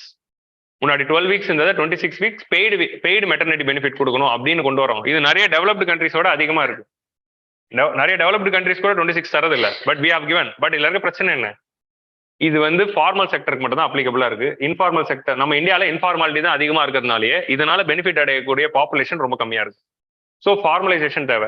But this idea is very important. Plus இதுல வந்து creche facility should be provided, அந்த facility இருக்கும். Maternity benefit act கண்டிப்பா போய் படிங்க, it is very important act. Skill India மிஷன்ல வந்து market relevant skills தரும். இங்க நாங்க என்ன பாக்குறோம், எஜுகேஷன் அண்ட் ஸ்கில்ஸ் தானே கம்மியா இருக்குன்னு பாக்குறோம். இந்த ஸ்கில்ஸை கொடுக்கறதுக்கு தான் skill India mission. Market relevant skill development for the women to bridge the learning to livelihood gap. So லேர்னிங் கேப்பும் லைவ்லிஹுட் கேப்பும் இருக்கிறது முக்கியமான காரணமே லேக் ஆஃப் ஸ்கில்ஸ். ஸோ அந்த கேப்பை பிரிட்ஜ் பண்றதுக்காக தான் skill India mission has come. So இது ஒன்று. ஸோ கிளியரா இதெல்லாம் ஸ்டெப்ஸ். இது வந்து ஆர்டிகல்ல மென்ஷன் பண்ணியிருக்க ஸ்டெப்ஸ். இதை தாண்டி நிறைய ஸ்டெப்ஸ் இருக்கு, பட் அந்த எடிட்டோரியல்ல மென்ஷன் பண்ணியிருந்த ஸ்டெப்ஸ் இதுதான். So equal pay for work of equal value is still a distant reality in India. Discuss the factors that causes the gender pay gap and measures taken by the government to bridge it. அப்படின்னு ஒரு கேள்வி வரலாம். வந்துச்சுன்னா இதுதான் ஆன்சராக நீங்கள் எழுத வேண்டும். இது சொல்லும்போது எனக்கே சிரிப்பு வருது, பட் ஸ்டில் நிறைய பேர் கொஸ்டின்ஸ் போடுங்க சார் நல்லா இருக்கும்னு சொல்றதுனால போடுறேன் நான். பட் ஸ்டில் ஓகே, டிமாண்ட் இருக்கு, அதுக்கேற்ற மாதிரி supply you have to give. But fine. இது கொடுக்கறதுனால என்ன ஒரு அட்வான்டேஜ்னா, இது வந்து ஒரு 4 ஃபேக்டா பார்க்காம இந்த ஒரு கொஸ்டின் தான் இது ஒரு மெயின்ஸ் ஆன்சரா கன்வெர்ட் பண்ணுது. இதை மெயின்ஸா யோசிக்க வைக்குது. இந்த கொஸ்டினுக்கு இது ஆன்சரா இருந்துச்சுன்னா இந்த பாயிண்ட் வந்து வேற எந்த கொஸ்டினுக்கு ஆன்சராகவும் இருக்கலாம், அதர் ரெலவென்ட் கொஸ்டினுக்கு ஆன்சரா இருக்கலாம். So that is how that is the purpose of this question maybe. Okay, so இதை தாண்டி இன்னும் பெனிஃபிட்ஸ் இருக்கு, அதையும் நான் வந்து we have to understand. So இப்போ ஒரு woman empowerment, gender discrimination, gender gap இதை பத்தி நான் ஒரு கொஸ்டின் வரும்போது நீங்க சீடா பத்தி எழுதாம ஆன்சர் எழுதக்கூடாது. உங்களுக்கு புரியுதா? We have to implement all the 8 goals of CEDAW அப்படின்னு போடணும். உங்களுக்கு புரியுதா? இந்த மாதிரி ஒரு சில விஷயங்களுக்காக தான் இந்த எடிட்டோரியல்ஸ்ல இங்க நம்ம டிஸ்கஸ் பண்ணிட்டு இருக்கோம். கிளியரா? ஓகே. ஸோ முக்கியமான எடிட்டோரியல் முடிஞ்சிருச்சு. இனிமேல் எல்லாம் சின்ன சின்ன விஷயங்கள் தான். இதுதான் நான் சொன்ன அந்த லெகசி இஷ்யூ. என்ன விஷயம்னா 2015ல டேக்கன் திஸ் ஃப்ரம் FAQ. ரொம்ப நாள் கழிச்சு FAQல இருந்து ஒன்று எடுத்து டிஸ்கஸ் பண்ண போறோம். 2015ல கவர்மெண்ட் வந்து என்ன பண்ணாங்க, air pollution was a major problem அப்படிங்கிறதுனால they brought this emission control norms to the coal power plants. 2015ல in order to reduce the emissions of sulfur dioxide, nitrogen oxides and mercury, இது மூணுமே வந்து they are harmful emissions which is coming from the thermal power plants. Thermal power plants வந்து ஒரு மூணு முக்கியமான emissions என்னதுன்னா sulfur dioxide, nitrous oxides and mercury emissions, apart from carbon dioxide of course. So இந்த மூணு கேஸோடைய எமிஷன்ஸ் வந்து இது வந்து கிரீன் ஹவுஸ் கேஸா மட்டும் இல்லாம சல்ஃபர் டை ஆக்சைடு, நைட்ரஸ் ஆக்சைட்லாம் கிரீன் ஹவுஸ் கேஸா மட்டும் இல்லாம they are also acting as an air pollutant. Greenhouse கேஸ்னா வேற, ஏர் பொல்யூட்டன்ட்னா வேற. கிரீன் ஹவுஸ் கேஸ்னா those gases which are trapping the heat energy and increasing the temperature. Air pollutant அப்படின்னா என்னதுன்னா they are staying in the atmosphere and affecting the human health. நம்ம pollution அப்படிங்கறத வந்து ஹியூமன் ஹெல்த் பாயிண்ட் ஆஃப் வியூல தான் யோசிக்கிறோம். உங்களுக்கு புரியுதா? கிரீன் ஹவுஸ் கேஸா இருந்தா என்வாரன்மெண்ட்கே பிரச்சனை, பொல்யூட்டண்டா இருந்தா ஹியூமன் ஹெல்த்துக்கு பிரச்சனை. இப்படிதான் நம்ம வந்து டிஃபைன் பண்ணிருக்கோம். புரியுது இல்ல டிஃபரன்ஸ்? ஸோ சல்ஃபர் டை ஆக்சைடுங்கிறது ரெண்டுத்துலயும் இருக்கு. ஸோ அதனாலதான் சல்ஃபர் டை ஆக்சைடு எமிஷன்ஸ் வந்து we have to bring it down. Major source of emissions of sulphur dioxide என்னென்ன அப்படின்னு பாத்தீங்கன்னா என்னென்ன சொல்லுங்க? Major source of emission of sulphur dioxide in atmosphere volcano. Vehicular தான். Volcano is the major natural source. Artificial source பாத்தீங்கன்னா industries, coal power plants, அதாவது coal burn பண்ணும்போதும் Fazil fuel burn பண்ணும்போது தான் சல்ஃபர் வருது. ஸோ சல்ஃபரோட ஒரு மேஜரா எங்க லாக் ஆயிருக்குன்னா எல்லா ஃபாசில் ஃபியூவல்குள்ளேயும் லாக் ஆயிருக்கு. க்ரூட் ஆயிலா இருக்கட்டும், கோலா இருக்கட்டும், ரெண்டுத்துலயும் லாக் ஆயிருக்கு. இப்போ நம்ம ரஷ்யன் ஆயில இம்போர்ட் பண்ணும்போது அதுல இருக்க ஒரு கிரிட்டிசிசமா என்ன வச்சிருந்தோம்னா it is high sulphur content crude oil. எதனால ரஷ்யன் கல்ஃப்ல இருந்து வர ஆயில் வந்து is better then the Russian oil அப்படின்னு நீங்க எடுத்து பாத்தீங்கன்னா கல்ஃப் ஆயில சல்ஃபர் கண்டென்ட் கம்மி, ரஷ்யன் ஆயில சல்ஃபர் கண்டென்ட் அதிகமா இருக்கு. ஸோ அதனாலே அது கம்மி விலைக்கு கொடுக்குது. பட் ஸ்டில் நமக்கு வந்து இன்ஃபிளேஷனுங்கிறதுனால we are importing. பட் இதுதான் பிரச்சனை. ஸோ அப்போ ரஷ்யன் ஆயில பர்ன் பண்ணா நிறைய சல்ஃபர் வரும். That is the example. So fossil fuels are the major source. அதுக்கப்புறமா வெஹிகுலர் எமிஷன்ஸ். ஸோ அந்த சல்ஃபர் டை ஆக்சைடோட எமிஷன்ஸை குறைக்கணும் அப்படிங்கிறதுக்காக தான் 2015ல என்ன பண்ணாங்க, இதோட மேஜர் கல்பிரிட்டா இருக்கிற தெர்மல் பவர் பிளான்ட்ல எல்லாத்தையும் வந்து நம்ம அந்த சல்ஃபர் டை ஆக்சைடோடைய எமிஷன்ஸை கண்ட்ரோல் பண்றதுக்காக ஃப்ளூ கேஸ் டீசல்ஃபரைசேஷன் யூனிட் அப்படின்னு ஒரு யூனிட்டை கொண்டு வராங்க. ஃப்ளூ கேஸ் டீசல்ஃபரைசேஷன் நான் அடுத்த ஸ்லைட்ல காட்டுறேன். பட் இப்போ நான் கான்செப்ட் மட்டும் சொல்லிடுறேன். இந்த யூனிட் எல்லாத்தையும் இன்ஸ்டால் பண்ணணும். ஸோ நம்ம கிளைமேட் சேஞ்ச் பாலிசிஸ்லாம் பார்க்குறப்போ what is our argument? Developed நாடுகள்லாம் என்ன சொல்லுவாங்க, 200 வருஷமா எடுத்து பொல்யூட் பண்ணிட்டு இப்போ வந்து ரெனியூபிள் போ அப்படின்னு நல்லவங்க வேஷம் போடுவாங்க. ஆனா நம்ம இப்பதான் டெவலப்மெண்ட்டே ஆரம்பிக்கிறோம். அப்படி இருக்கும்போது we are 75% of our energy needs are coming from the coal power plants அப்படின்னு இருக்கும்போது we cannot give up coal power plants. அப்போ கோல் பவர் பிளான்ஸ் கிவ் அப் பண்ண முடியாது அப்படின்னா நம்ம இப்போ பொல்யூட் பண்ணலாமா? நமக்குன்னு ஒரு எத்திக்கல் அண்ட் மாரல் ரெஸ்பான்சிபிலிட்டி இருக்கும்ல. அதுக்கு பெஸ்ட் சொல்யூஷன் என்ன? கோல் பவர் பிளான்ட்ல இருந்து வர டேமேஜை குறைக்கிறது. புரியுது? அதுக்காக தான் நம்ம வந்து கிரீன் எனர்ஜி செஸ்ன்னு போட்டோம், 400 ரூபாலான்னு போடுறோம். அதெல்லாம் இருக்கு கோல் பர்னிங்லாம். இப்போ அது கூட காம்பன்சேஷன் ஃபர்ஸ்ட் செஸ்ஸுக்குள்ள போயிடுச்சு. இப்போ அதோட ஆல்டர்னேட்டிவ் என்ன பண்ணோம்னா அந்த சிம்னில இருந்து வர புகையில வந்து நம்ம அதுல இருந்து வர பொல்யூட்டன்ஸோட கண்டென்ட்டை குறைச்சாலும் நம்ம கேன் ரெடியூஸ் தி டேமேஜ். இப்போ நமக்கு வேற வழி இல்லை, கோலை தான் பயன்படுத்தணும்னு ஆயிடுச்சு. ஸோ கோலை தான் பயன்படுத்தணும்னு ஆயிடுச்சுன்னா ரெடியூஸ் தி டேமேஜ். பெட்ரோல் தான் பயன்படுத்தணும்னு ஆச்சுன்னா ரெடியூஸ் தி டேமேஜ். ஸோ அப்படி ரெடியூசிங் தி டேமேஜ் அப்படிங்கிற அந்த ஆஸ்பெக்ட்ல தான் we are brought this notification in 2015. என்ன பண்றாங்க, கோல் அண்ட் தெர்மல் பவர் பிளான்ஸ்ல இருந்து வர எமிஷன்ஸ்ல இருந்து சல்ஃபரோட கண்டென்ட்டை நீங்க 90% மேல குறைக்கணும். ஸோ அதை குறைக்கிறதுக்காக sulphur flue gas desulphurisation units attach பண்ணும். இந்த ஃப்ளூ கேஸ் டீசல்ஃபரைசேஷன் யூனிட் ஒன்றும் இல்லை, ஒரு ஃபில்டர் மாதிரி. அந்த ஃபில்டர்ல வந்து அப்சார்பன்ஸ் இருக்கும். அது மூலமா அந்த எமிஷன்ஸ் போகும்போது சல்ஃபரை மட்டும் அதை அப்சார்ப் பண்ணி அதை வந்து ஜிப்சமா மாத்திடும். உங்களுக்கு புரியுதா? ஜிப்சமா மாத்திடும். ஏன்னா gypsum and calcium hydroxide and calcium சல்ஃபேட்டா மாத்திடும். வெறும் கேஸ் மட்டும் வெளியே போயிடும். இப்போ SO2 வருதுன்னு வைங்களேன், SO2 வரும்போது அது கூட நீங்க வந்து கால்சியம் கார்பனேட்டோட ரியாக்ட் பண்ணும்போது என்ன ஆயிடுது, கால்சியம் சல்ஃபேட்டா அது மாறிடுது. கால்சியம் சல்ஃபேட்டா மாறி அது ஒரு சாலிடா வந்து கீழே விழுந்துருது. ஸோ அப்போ மிச்சம் கேஸ் மட்டும் மேலே போயிடும். ஸோ அப்படி வந்து நம்மளால வந்து சல்ஃபரை வந்து அப்சார்ப் பண்ணிக்க முடியும். அதான் வந்து ஃபியூ கேஸ் டீசல்ஃபரைசேஷன்ல பண்ணுவாங்க. ஸோ அப்படி பண்றதுனால சல்ஃபர் எமிஷன்ஸை குறைக்கலாம் அப்படிங்கிறதுனால தே ஆர் கிவிங் டார்கெட்ஸ். 2015ல டார்கெட்ஸ் வந்தது. 2017க்குள்ள எல்லா தெர்மல் பவர் பிளான்ஸும் இதை அடாப்ட் பண்ணணும் அப்படின்னு வந்து 2017 கரண்ட் அஃபேர்ஸ்ல நான் படிக்கும்போது என்ன பண்றாங்க, They are extending the target to 2019. 2019 they are extending the target to 2022. எல்லாத்தையும் நானும் கரண்ட் அஃபேர்ஸ்ல படிச்சுட்டு இருக்கேன். இப்போ இந்த வருஷம் கரண்ட் அஃபேர்ஸ்ல நான் என்ன படிச்சுட்டு இருக்கேன்னா 2022ல இருந்து they are extending the target to 2024. 2024லயாவது நம்ம வந்து இதை வந்து கரண்ட் அஃபேர்ஸ்ல ஆஸ்பிரண்டா படிக்கக்கூடாது. அது மட்டும் வந்து நம்ம இன்ஷோர் பண்ணணும். 2024லயும் 2025லயும் டார்கெட்டை திருப்பி போஸ்ட்போன் பண்ணிட்டாங்க. ஸோ இது போஸ்ட்போன் பண்றதுனால நமக்கு பிரச்சனை தான் அதிகமாகுது. ஏன் இப்படி போஸ்ட்போன் பண்றீங்க அப்படிங்கிறது தான் கிரிட்டிசிசம். புரிஞ்சுச்சா? இப்போ என்வாயர்மெண்ட் ரிலேட்டட் ஆன்சர் எழுதும் போது இப்படி போஸ்ட்போன் பண்ணிட்டே வராங்க அப்படிங்கிறது ஒரு கிரிட்டிசிசம். புரிஞ்சுச்சா? இதுதான் பாயிண்ட் டேக்அவே. ஸோ அவ்வளவுதான் எடிட்டோரியல் இருக்கு. இதை தாண்டி ஒரே ஒரு டேட்டா இருக்கும், அந்த டேட்டா மட்டும் நோட் பண்ணிக்கலாம். ஸோ மினிஸ்ட்ரி ஆஃப் அந்த சொன்ன அந்த கதை தான். So sulphur dioxide, nitrous oxide, MG இது எல்லாத்தையும் வந்து மெர்குரி இது எல்லாத்தோடைய எமிஷன்ஸையும் குறைக்கணும் அப்படிங்கிறது தான். அது எக்ஸ்டெண்ட் ஆகிட்டே போகுது. Coal power plants account for 60% of particular matter emissions as well as 45% of SO2. 42% of SO2 எமிஷன்ஸ்க்கு responsible கோல் தான். அதுக்கப்புறமா தான் வந்து வெஹிக்கிள்ஸ் வருது. ஸோ அப்போ கோலை தான் நம்ம மேஜரா டார்கெட் பண்ணணும். அண்ட் 80% ஆஃப் மெர்குரி எமிஷன்ஸ்னால என்ன வரும்? மினிமாட்டா டிசீஸ், அந்த மாதிரி டிசீசஸ் கூட humans possible. So timelines for emission control. So நம்ம வந்து தெர்மல் பவர் பிளான்ஸ் மூணா பிரிக்கிறோம். Category A, category B, category C. ப்ரிலிம்ஸ்ல வரும். இது அப்படியே ப்ரிலிம்ஸ் கண்டென்ட் தான். So under this guidelines we are categorizing the thermal power plants into category A, B and C. Category A thermal power பிளான்ஸ்லாம் யாருன்னா Delhi and other metropolitan சிட்டிஸ்குள்ள இருந்து 10 கிலோமீட்டருக்குள்ள இருக்கிற தெர்மல் பவர் பிளான்ட். சிட்டிக்குள்ளே ஒரு தெர்மல் பவர் பிளான்ட் இருக்கும். இப்போ நம்ம பேசன் பிரிட்ஜில் ஒரு தெர்மல் பவர் பிளான்ட் இருந்தது, ஞாபகம் இருக்கா? இப்போ அது இல்லை. 25 இயர்ஸ்க்கு அப்புறமா அதை டெஸ்ட்ராய் பண்ணிடணும் அப்படிங்கிற நார்ம் இருக்கு, அதனால அதை டெஸ்ட்ராய் பண்ணிட்டோம். ஸோ முன்னாடி பேசன் பிரிட்ஜ்குள்ளேயே ஒரு தெர்மல் பவர் பிளான்ட் இருக்குன்னா சென்னைக்குள்ள தானே இருக்கு. இப்போ எண்ணூருக்குள்ள இருக்கு. எண்ணூறு வித்தின் 10 கிலோமீட்டர்ஸ் ஆஃப் சென்னைக்குள்ள தானே இருக்கு. இந்த மாதிரி மெட்ரோபாலிட்டன் சிட்டிஸோடைய 10 கிலோமீட்டர் சுத்து வட்டாரத்துல 10 கிலோமீட்டருக்குள்ள இருக்கிறது கேட்டகரி ஏ. அதே மாதிரி கிரிட்டிக்கலி பொல்யூட்டட் சிட்டிஸ்னு ஒன்று இருக்கு. கிரிட்டிக்கலி பொல்யூட்டட் சிட்டிஸ்னா பொல்யூஷன் அதீதமா இருக்கு. So there might be certain cities which is not metropolitan but pollution levels will be higher. Like take for example கான்பூர்னு எடுத்துக்கலாமே. Kanpur is not metropolitan city but pollution levels is highest. So critically polluted cities அது வந்து category B. Category சினா rest of the power plants. So ஒரு metropolitan சிட்டியில இருந்து 10 kilometre ரேடியஸ்க்குள்ள இருக்கிற இதான் கேட்டகரி ஏ. அதே மாதிரி கிரிட்டிக்கலி பொல்யூட்டட் சிட்டிஸோட 10 கிலோமீட்டர் ரேடியஸ்க்குள்ள ஒரு தெர்மல் பவர் பிளான்ட் இருந்ததுன்னா அது category B. All the other thermal power plants are category C. இல்ல கேட்டகரி டின்னு ஒன்று இருக்கு. அது என்னதுன்னா 25 வருஷம் வயசான தெர்மல் பவர் பிளான்ஸ். 25 வருஷமா இருக்கிற தெர்மல் பவர் பிளான்ஸ். ஒரு தெர்மல் பவர் பிளான்ட் 25 வருஷம் ஆயிடுச்சுனாலே அதை வந்து நம்ம டீகமிஷன் பண்ணிட்டு நல்லது அப்படின்னு சொல்றாங்க. ஏன்னா அதுல வந்து ஏன் அதை டீகமிஷன் பண்ணணும்? அதை வந்து கிளீன் பண்ணிட்டு யூஸ் பண்ண முடியாதா அப்படின்னா முடியாது. ஏன்னா அந்த எமிஷன்ஸ் வந்து அந்த வால்ஸ் அதுலலாம் பட்டு but but but but it would have gone to point of no return where you can clean and use. So ஒரு புதுசா கட்டின thermal power plant is less polluting தானே 25 years old thermal power plant. ஏன்னா அதுல இருந்து தான் இன்னும் அதிகமான பொல்யூட்டன்ஸ் வரும் because of its depreciation and inefficiency over the period of time. So கேட்டகரியே தெர்மல் பவர் பிளான்ட் வந்து டிசம்பர் 22க்குள்ள இந்த நார்ம்ஸ் அச்சீவ் பண்ணணும் டார்கெட் இருந்தது. அதை 24க்கு மாத்திட்டாங்க.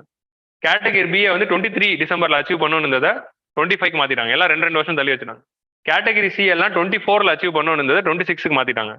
கேட்டகரி டியா இருக்கிற இந்த வயசான தெர்மல் பவர் பிளான்ஸ் எல்லாத்தையுமே 2027 அப்படிங்கிற அந்த டெட்லைனை 2027க்கு எக்ஸ்டெண்ட் பண்ணிட்டாங்க. 2025க்குள்ள இந்த தெர்மல் பவர் பிளான்லாம் ரிட்டையர் ஆகணும்னு இருந்தது, 2027க்கு எக்ஸ்டெண்ட் பண்ணிட்டாங்க. ஸோ இப்போ புது இயர் இது.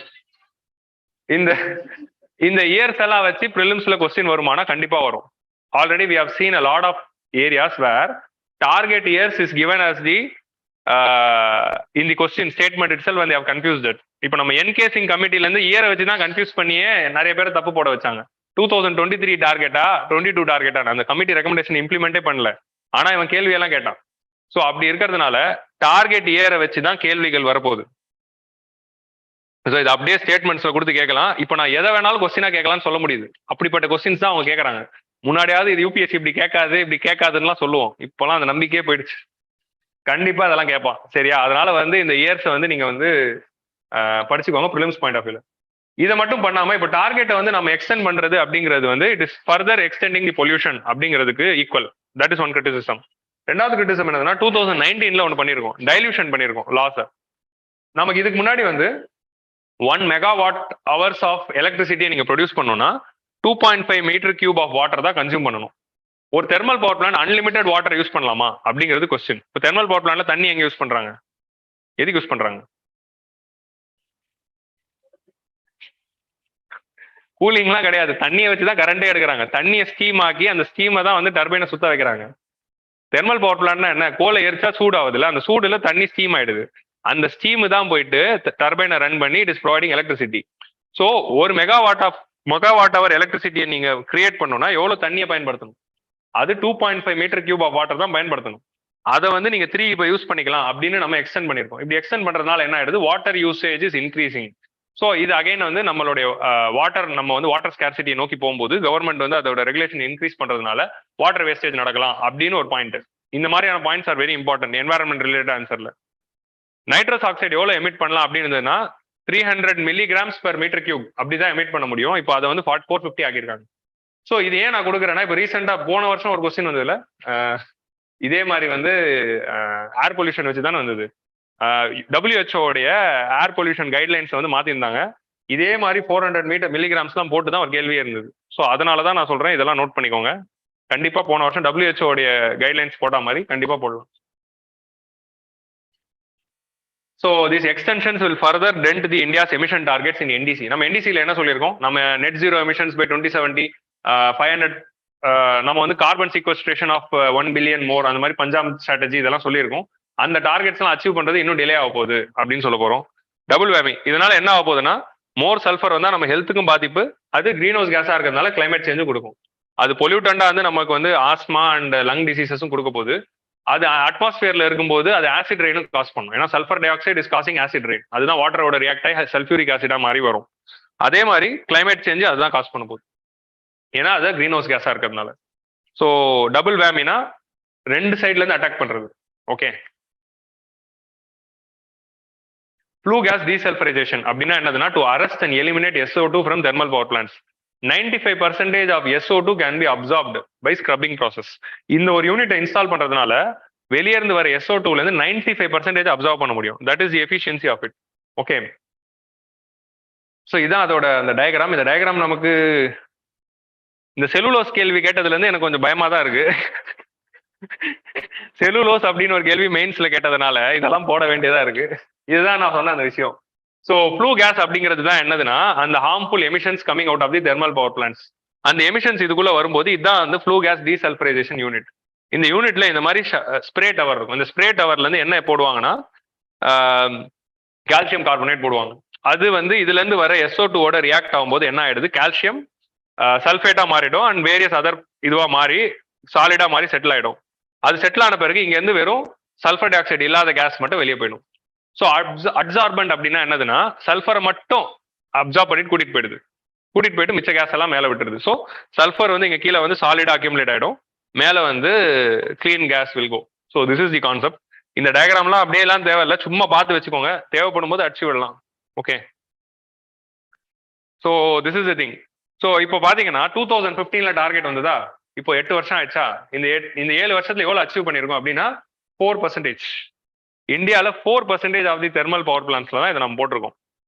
ஸோ இன்ஃப்ராஸ்ட்ரக்சர் எக்ஸ்பெண்டிச்சர் அப்படின்னா இதுதான் இன்ஃப்ராஸ்ட்ரக்சர் எக்ஸ்பெண்டிச்சர். உங்களுக்கு புரியுதுல? பட் இதுல ஏன் வந்து இது இன்ஃப்ராஸ்ட்ரக்சர் எக்ஸ்பெண்டிச்சர்ல நம்ம இது பண்ணாம இருக்கோம்னா, இதனால வந்து என்வாரன்மெண்டல் ப்ரொடெக்ஷன் தான் நடக்கவே தவிர உங்களுக்கு வந்து நம்ம எக்கனாமிக் க்ரோத் அவுட்கம்ஸ் இருக்கிற இன்ஃப்ராஸ்ட்ரக்சர் தான் இன்வெஸ்ட் பண்றோம். என்வாரன்மெண்டல் ப்ரொடெக்ஷனுக்காக இருக்கிற இன்ஃப்ராஸ்ட்ரக்சருக்கு பண்றது இல்லை. ஸோ என்வாரன்மெண்ட் ப்ரொடெக்ஷனுக்காக இருக்கிற infrastructure investment is green infrastructure. அந்த கிரீன் இன்ஃப்ராஸ்ட்ரக்சருக்கு நம்ம பண்ணணும். ஸோ இப்போ நம்ம 211 ஜிகாவாட்ஸ், நம்மளுடைய டோட்டல் கெப்பாசிட்டி வந்து 400 ஜிகாவாட்ஸ். 400 ஜிகாவாட்ஸ்ல 211 ஜிகாவாட்ஸ் வந்து தெர்மல் பவர் பிளான்ட்ஸ்னா 8 ஜிகாவாட்ஸ் ஆஃப் தெர்மல் பவர் பிளான்ட்ஸ்ல தான் இந்த ஃப்ளூ கேஸ் டீசல்ஃபரைசேஷன் இருக்கு. 4%. So 4% of thermal power plants are having it. So அப்போ இன்ஃப்ராஸ்ட்ரக்சர் இன்வெஸ்ட்மெண்ட் எங்க தேவைப்படுது அப்படிங்கறது யோசிச்சு பாருங்க. இந்த இன்ஃப்ராஸ்ட்ரக்சர் இன்வெஸ்ட்மெண்ட் நம்ம பண்ணணும். நம்ம இதுல இன்னும் அடிச்சு விடலாம்னா நேஷனல் இன்ஃப்ராஸ்ட்ரக்சர் பைப் லைன்ல இதையும் சேர்த்துக்கலாம் அப்படிங்கிற மாதிரி நம்ம ஆன்சர்ல எழுதி விட வேண்டியது. உங்களுக்கு புரியுதா? இப்படிதான் after right. So time consuming process. இதை இன்ஸ்டால் பண்றதுக்கு கிட்டத்தட்ட 3 வருஷம் ஆகுதான். அந்த ப்ராசஸ்லாம் கொண்டு வந்து இன்ஸ்டால் பண்ணியே 3 வருஷம் ஆகுதுன்னா, இந்தியாவில் இருக்கிற அந்த லாஜிஸ்டிக் இஷ்யூஸ் அண்ட் காஸ்ட், அந்த வெண்டர்ஸ் இஷ்யூ அதெல்லாம் இருக்கிறதுனால நம்ம டெண்டரே அதுல 2 வருஷம் போயிடும். இவங்க டெண்டர் விடுறதுக்கே 2 வருஷம் ஆக்குவாங்க. ஸோ அது டெண்டர் விட்டு வெண்டரை கண்டுபிடிச்சு அந்த வெண்டர் வந்து இன்ஸ்டால் பண்றதுக்கு 3 வருஷம் ஆயிடுதான். அந்த 3 வருஷம் டைம் கன்சூமிங் ப்ராசஸ்னால காஸ்ட் ஓவர் ரன். அது வாங்குறப்போ 50 கோடின்னு இருப்பாங்க, இவங்க லேட் ஆகிறதுனால அது 70 கோடியா இருக்கும் இன்ஃபிளேஷன்னால. ஸோ இந்த மாதிரி காஸ்ட் ஓவர் ரன் நடந்துருது. COVID-19 சப்ளை ஷாக்ல அது இன்னும் டிலே ஆயிடுது. இந்த ரீசன்னால தான் வந்து கவர்மெண்ட் என்ன சொல்லுது, COVID-19 அப்படிங்கறது நம்ம பார்த்தோம்ல, COVID-19 மேல பழி போடலாம் அப்படிங்கிற மாதிரி நம்ம எக்கனாமிக் சர்வே நடத்துறப்போ நான் ஒரு பாயிண்ட் சொன்னேன். நீங்க என்ன ஆன்சர் ரேட்டிங்ல உங்களுக்கு பாயிண்ட் தெரியலனாலும் COVID-19 தான் காரணம் அப்படின்னு சொல்லிடலாம். ஸோ அதனாலதான் இந்த 2 வருஷத்தை வந்து தள்ளி போடுறோம். ஓகே, நேஷனல் கிளீன் ஏர் ப்ரோக்ராம் அப்படின்னு ஒரு ப்ரோக்ராம் வந்து இருக்கு. நேஷனல் கிளீன் ஏர் ப்ரோக்ராம்ல நம்மளோட டார்கெட்டே ஏர் பொல்யூஷனை 20 to 30% பை 2024 ரெடியூஸ் பண்ணணுங்கிற டார்கெட். அந்த டார்கெட் அச்சீவ் பண்ண முடியுமானா it is very difficult to achieve. So that is another problem. So இதெல்லாம் தான் வந்து problems of pushing this deadlines. இந்த கன்சர்ன்ஸ் எல்லாமே வந்து மெயின்ஸுக்கு, இது எல்லாமே ப்ரிலிம்ஸுக்கு. ஓகே, இது வந்து ப்ரிலிம்ஸ்க்கு, இது வந்து மெயின்ஸ்க்கு, இது என்வாரன்மெண்ட் ஆன்சருக்கு இல்ல எஸ்ஏல எழுதுறதுக்கு. இது வந்து கண்டிப்பா ப்ரிலிம்ஸ்ல கேள்வியா இந்த வாட்டி வரும். மார்க் டெஸ்ட்லயே நான் கேட்க சொல்றேன். Okay,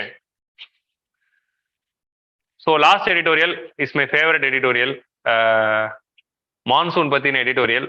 so how climate change is altering the Indian monsoon. சும்மாவே மான்சூன் எப்படி வருதுன்னு தெரியாது, இதுல கிளைமேட் சேஞ்ச் வேற உருவாகி சும்மாவே எதனால மான்சூன் எப்படி அது ஃபார்ம் ஆகுது, எதனால வருது அப்படின்னா நமக்கு இன்னும் கிளியர் பிக்சர் இல்லை.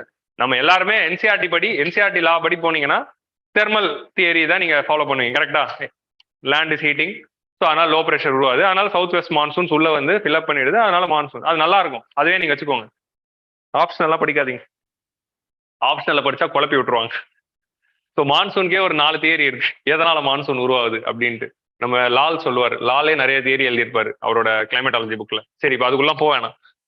So climate change has disrupted the monsoon. அது எப்படி டிஸ்ரப்ட் ஆயிருக்கு அப்படிங்கறது ஆன்சர் ரேட்டிங் முக்கியம். ஸோ ஆல்ரெடி வந்து 2017 GS1 ஒரு கேள்வி வந்தது, discuss the characteristics of Indian monsoon. அவ்வளவுதான், இந்தியன் மான்சூனோட கேரக்டரிஸ்டிக்ஸ் எழுதுங்க அப்படின்னு 10 மார்க். ஸோ அப்படியெல்லாம் நம்ம ஆன்சர் எழுதும் போது இந்த மாதிரியான பாயிண்ட் நம்ம எவ்வளவுதான் கேரக்டரிஸ்டிக்ஸ் எழுத முடியும், ஒரு 5 பாயிண்ட் எழுத முடியுமா, சவுத் வெஸ்ட்டுக்கு நார்த் ஈஸ்ட்டுக்கு, அப்புறமா வந்து அதோட ரெயின்ஃபால் பேட்டர்ன் எழுதிடுவோம். அதை தாண்டி என்ன எழுத முடியும்? 10 மார்க் இல்லை 15 மார்க் கேட்டாங்கன்னா. ஸோ இல்ல இம்பாக்ட் ஆஃப் கிளைமேட் சேஞ்ச் அப்படிங்கிற மாதிரி ஒரு கேள்வி வரும்போது இந்த ஆன்சர் எழுதலாம். Impact of climate change on monsoon கூட கேட்கலாம், இல்ல in general impact of climate change கேட்கலாம், இல்ல impact of climate change in disaster அப்படிங்கிற மாதிரி கேட்கலாம், இந்த மான்சூன் டிஸ்ரப்ஷனால வர டிசாஸ்டர். ஸோ இந்த மாதிரி ஏகப்பட்ட டைமென்ஷன்ல you can write this answer. So அதனால இந்த பாயிண்ட்ஸ் அண்டர்ஸ்டாண்ட் பண்ணிக்கிறது ரொம்ப முக்கியம். ஸோ பிசிக்கல் ஜியோகிராஃபிலும் வரலாம், டிசாஸ்டர்லையும் வரலாம், ஏன்னா ஃபிளாஷ்பேக். ஸோ 2022 அப்படிங்கிற இயர் வந்து ஒரு ஸ்பெஷல் இயர். ஏன்னா இதுல வந்து மான்சூன் வந்து சர்ப்ளஸ் மான்சூன் தானே இந்த வாட்டி. சர்ப்ளஸ் மான்சூன் சொன்னாலும் there is a huge regional and temporal variation. Regional and temporal variation என்னதுன்னா, ரெயின்ஃபால் பிரசிபிடேஷன் மேப் இருக்குல்ல, டிஸ்ட்ரிபியூஷன், இந்த ரீஜன்ல இவ்வளவு மழை, இந்த ரீஜன்ல இவ்வளவு மழை பெய்யணும்னு. அந்த மாதிரி டெம்போரல் ரீஜனல் டிஸ்ரப்ஷன்னா மான்சூன்ல எங்க மழை பெஞ்சது அப்படிங்கிற அந்த ரீஜன்ஸோடைய சேஞ்ச் இருக்கு. வேர் த ரெயின்ஃபால் ஹஸ் கம். பொதுவா வந்து கேஞ்சட்டிக் பெல்ட்ல அதிகமான மழை வரும், பட் இப்போ என்ன ஆயிடுச்சு, கொஞ்சம் சதர்ன் ஷிஃப்ட் ஆயிருக்கு. சதர்ன் ஷிஃப்ட் ஆனதுனால the more rain has come in the central India rather than the Gangetic belt. Gangetic பெல்ட்டுக்கு வர வேண்டிய மழை கொஞ்சம் சதர்ன் ஷிஃப்ட் ஆயிருக்கிறதுனால என்ன ஆயிடுச்சு, Gangetic பெல்ட்ல இருக்கிற அக்ரிகல்ச்சர் அஃபெக்ட் ஆயிருக்கு. உங்களுக்கு புரியுதா? So this is the problem. So temporal variation அப்படின்னா என்னதுன்னா, ஜூன்ல அதிகமான மழை பெய்யும், ஜூலைல பிரேக் வரும், திருப்பி ஆகஸ்ட்ல அதிகமான மழை பெய்யும், செப்டம்பர்ல பிரேக் வரும். இப்போ இங்க என்ன ஆயிடுச்சு, ஜூன்ல பிரேக்கு, ஜூன்ல மழையே சரியா பெய்யல, ஜூலைலயும் ஆகஸ்ட்லயும் பைத்திய மாதிரி அதிகமா பெஞ்சிட்டு திருப்பி ஆகஸ்ட் செப்டம்பர்ல குறைஞ்சிச்சு. ஸோ இதான் வந்து டெம்போரல் வேரியேஷன். அப்படிதான் நார்மல் எப்படி இருக்கும்னா, ஜூன், ஜூலை, ஆகஸ்ட், செப்டம்பர் இப்படிதான் ஒரு மான்சூன் இருக்கணும். நம்மளுடைய மான்சூன் எப்படி இருந்ததுன்னா, எனக்கு வேற கலர்ல போடுறேன், ஜியோகிராஃபினாலே எனக்கு சந்தோஷமாயிடும். இது ஜூன், இது ஜூலை, இது ஆகஸ்ட், இது செப்டம்பர், இப்படிதான் மழை பெய்யணும். இப்படி மழை பெய்யாம அது எப்படி பெஞ்சிருக்குன்னா, ஜூன்ல மழை பெய்யல, ஜூலை ஆகஸ்ட்ல இப்படி பெஞ்சிட்டு திருப்பி ஆகஸ்ட்ல இப்படி குறைஞ்சிருக்கு. ஸோ இதனால உங்களுக்கு சர்ப்ளஸ் வந்துருச்சு. ஆனா இந்த டெம்போரல் கேப் ஆயிருக்குல்ல, இந்த டெம்போரல் வேரியேஷனால என்ன ஆகும், ஜியோகிராஃபி ஆப்ஷன்லாம் இப்படிதான் ஆன்சர் எழுதுறோம். ஸோ அதனால ஜியோகிராஃபி ஆப்ஷன் பாத்தீங்கன்னா இதை நோட் பண்ணிக்கோங்க. ஸோ இந்த டெம்போரல் கேப்ஸ் இருக்கிறதுனால என்ன பிரச்சனை வருது அப்படின்னா, அக்ரிகல்ச்சரல் பேட்டர்ன், நம்ம இன்னும் வந்து monsoon dependent country. Monsoon dependent கண்ட்ரில மான்சூன் டிஸ்டர்ப்ட் ஆச்சுன்னா agricultural pattern will be affected.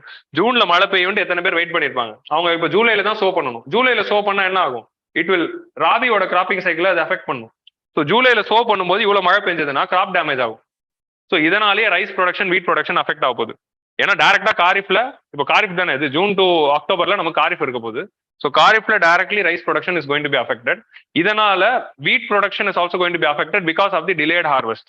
So அதனால தான் இப்போ ஆல்ரெடி நம்ம வீட் இன்ஃப்ளேஷன் போயிட்டு இருக்கு. ஸோ இந்த மாதிரி எக்கனாமிக் டைமென்ஷன்ல ஏன் வந்து இந்தியா ஒரு சர்ப்ளஸ் வீட் ப்ரொடியூசரா இருந்தாலும் நம்ம ஏன் வீட் எக்ஸ்போர்ட்டை பேன் பண்ணோம்?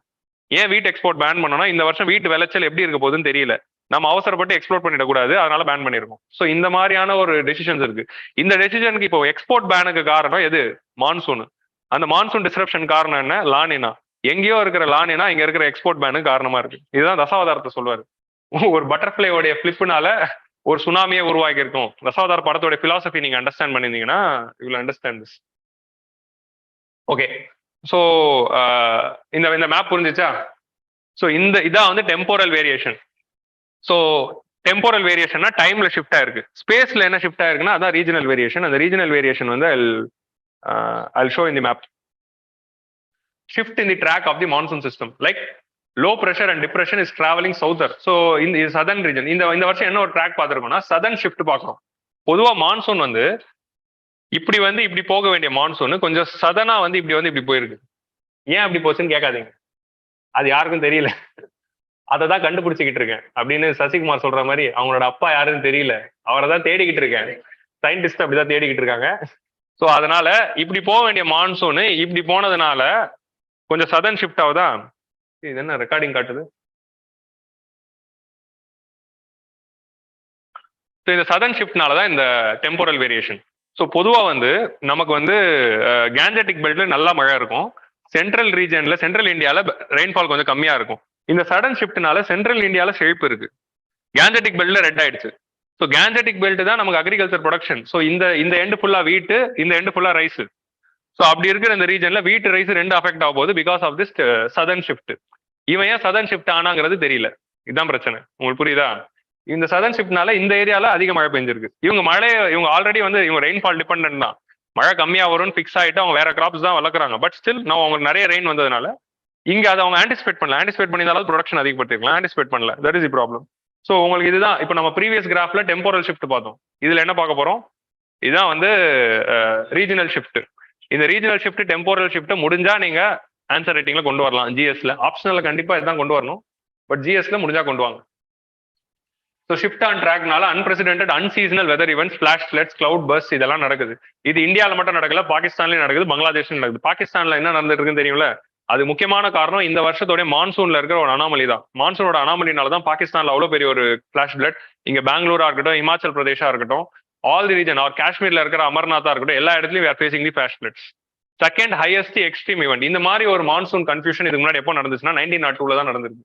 ஸோ லார்ட் கர்சன் வந்து யூனிவர்சிட்டிஸ் ஆக்ட் எப்படி போட்டு யோசிக்கலாம் அப்படின்னு நினைக்கும் போது மான்சூன் எப்படி டிஸ்டர்ப்ட் ஆயிருக்கு. ஸோ அதுக்கப்புறம் இப்போதான் வந்து நடந்திருக்கு. ஸோ இதுக்கு காரணம் என்னதுன்னா 3 விஷயங்கள் காரணம். ஸோ மான்சூன்ல ஏதாவது பிரச்சனைனா நம்ம யார் மேல பழி போடலாம் அப்படின்னா எல்னினோ லானினா மேல பழி போடலாம், இந்தியன் ஓஷன் டைபோல் மேல பழி போடலாம். ஓகே, ஸோ எல்னினோ லானினால இப்போ லானினா ஃபேஸ்ல போயிட்டு இருக்கு. எல்னினோ ஃபேஸ் இருந்துச்சுன்னா we will have a deficit monsoon. So அந்த அண்டர்ஸ்டாண்டிங் உங்களுக்கு பிலிம்ஸ் பாயிண்ட் ஆஃப் வியூல புரிஞ்சுக்கோங்க.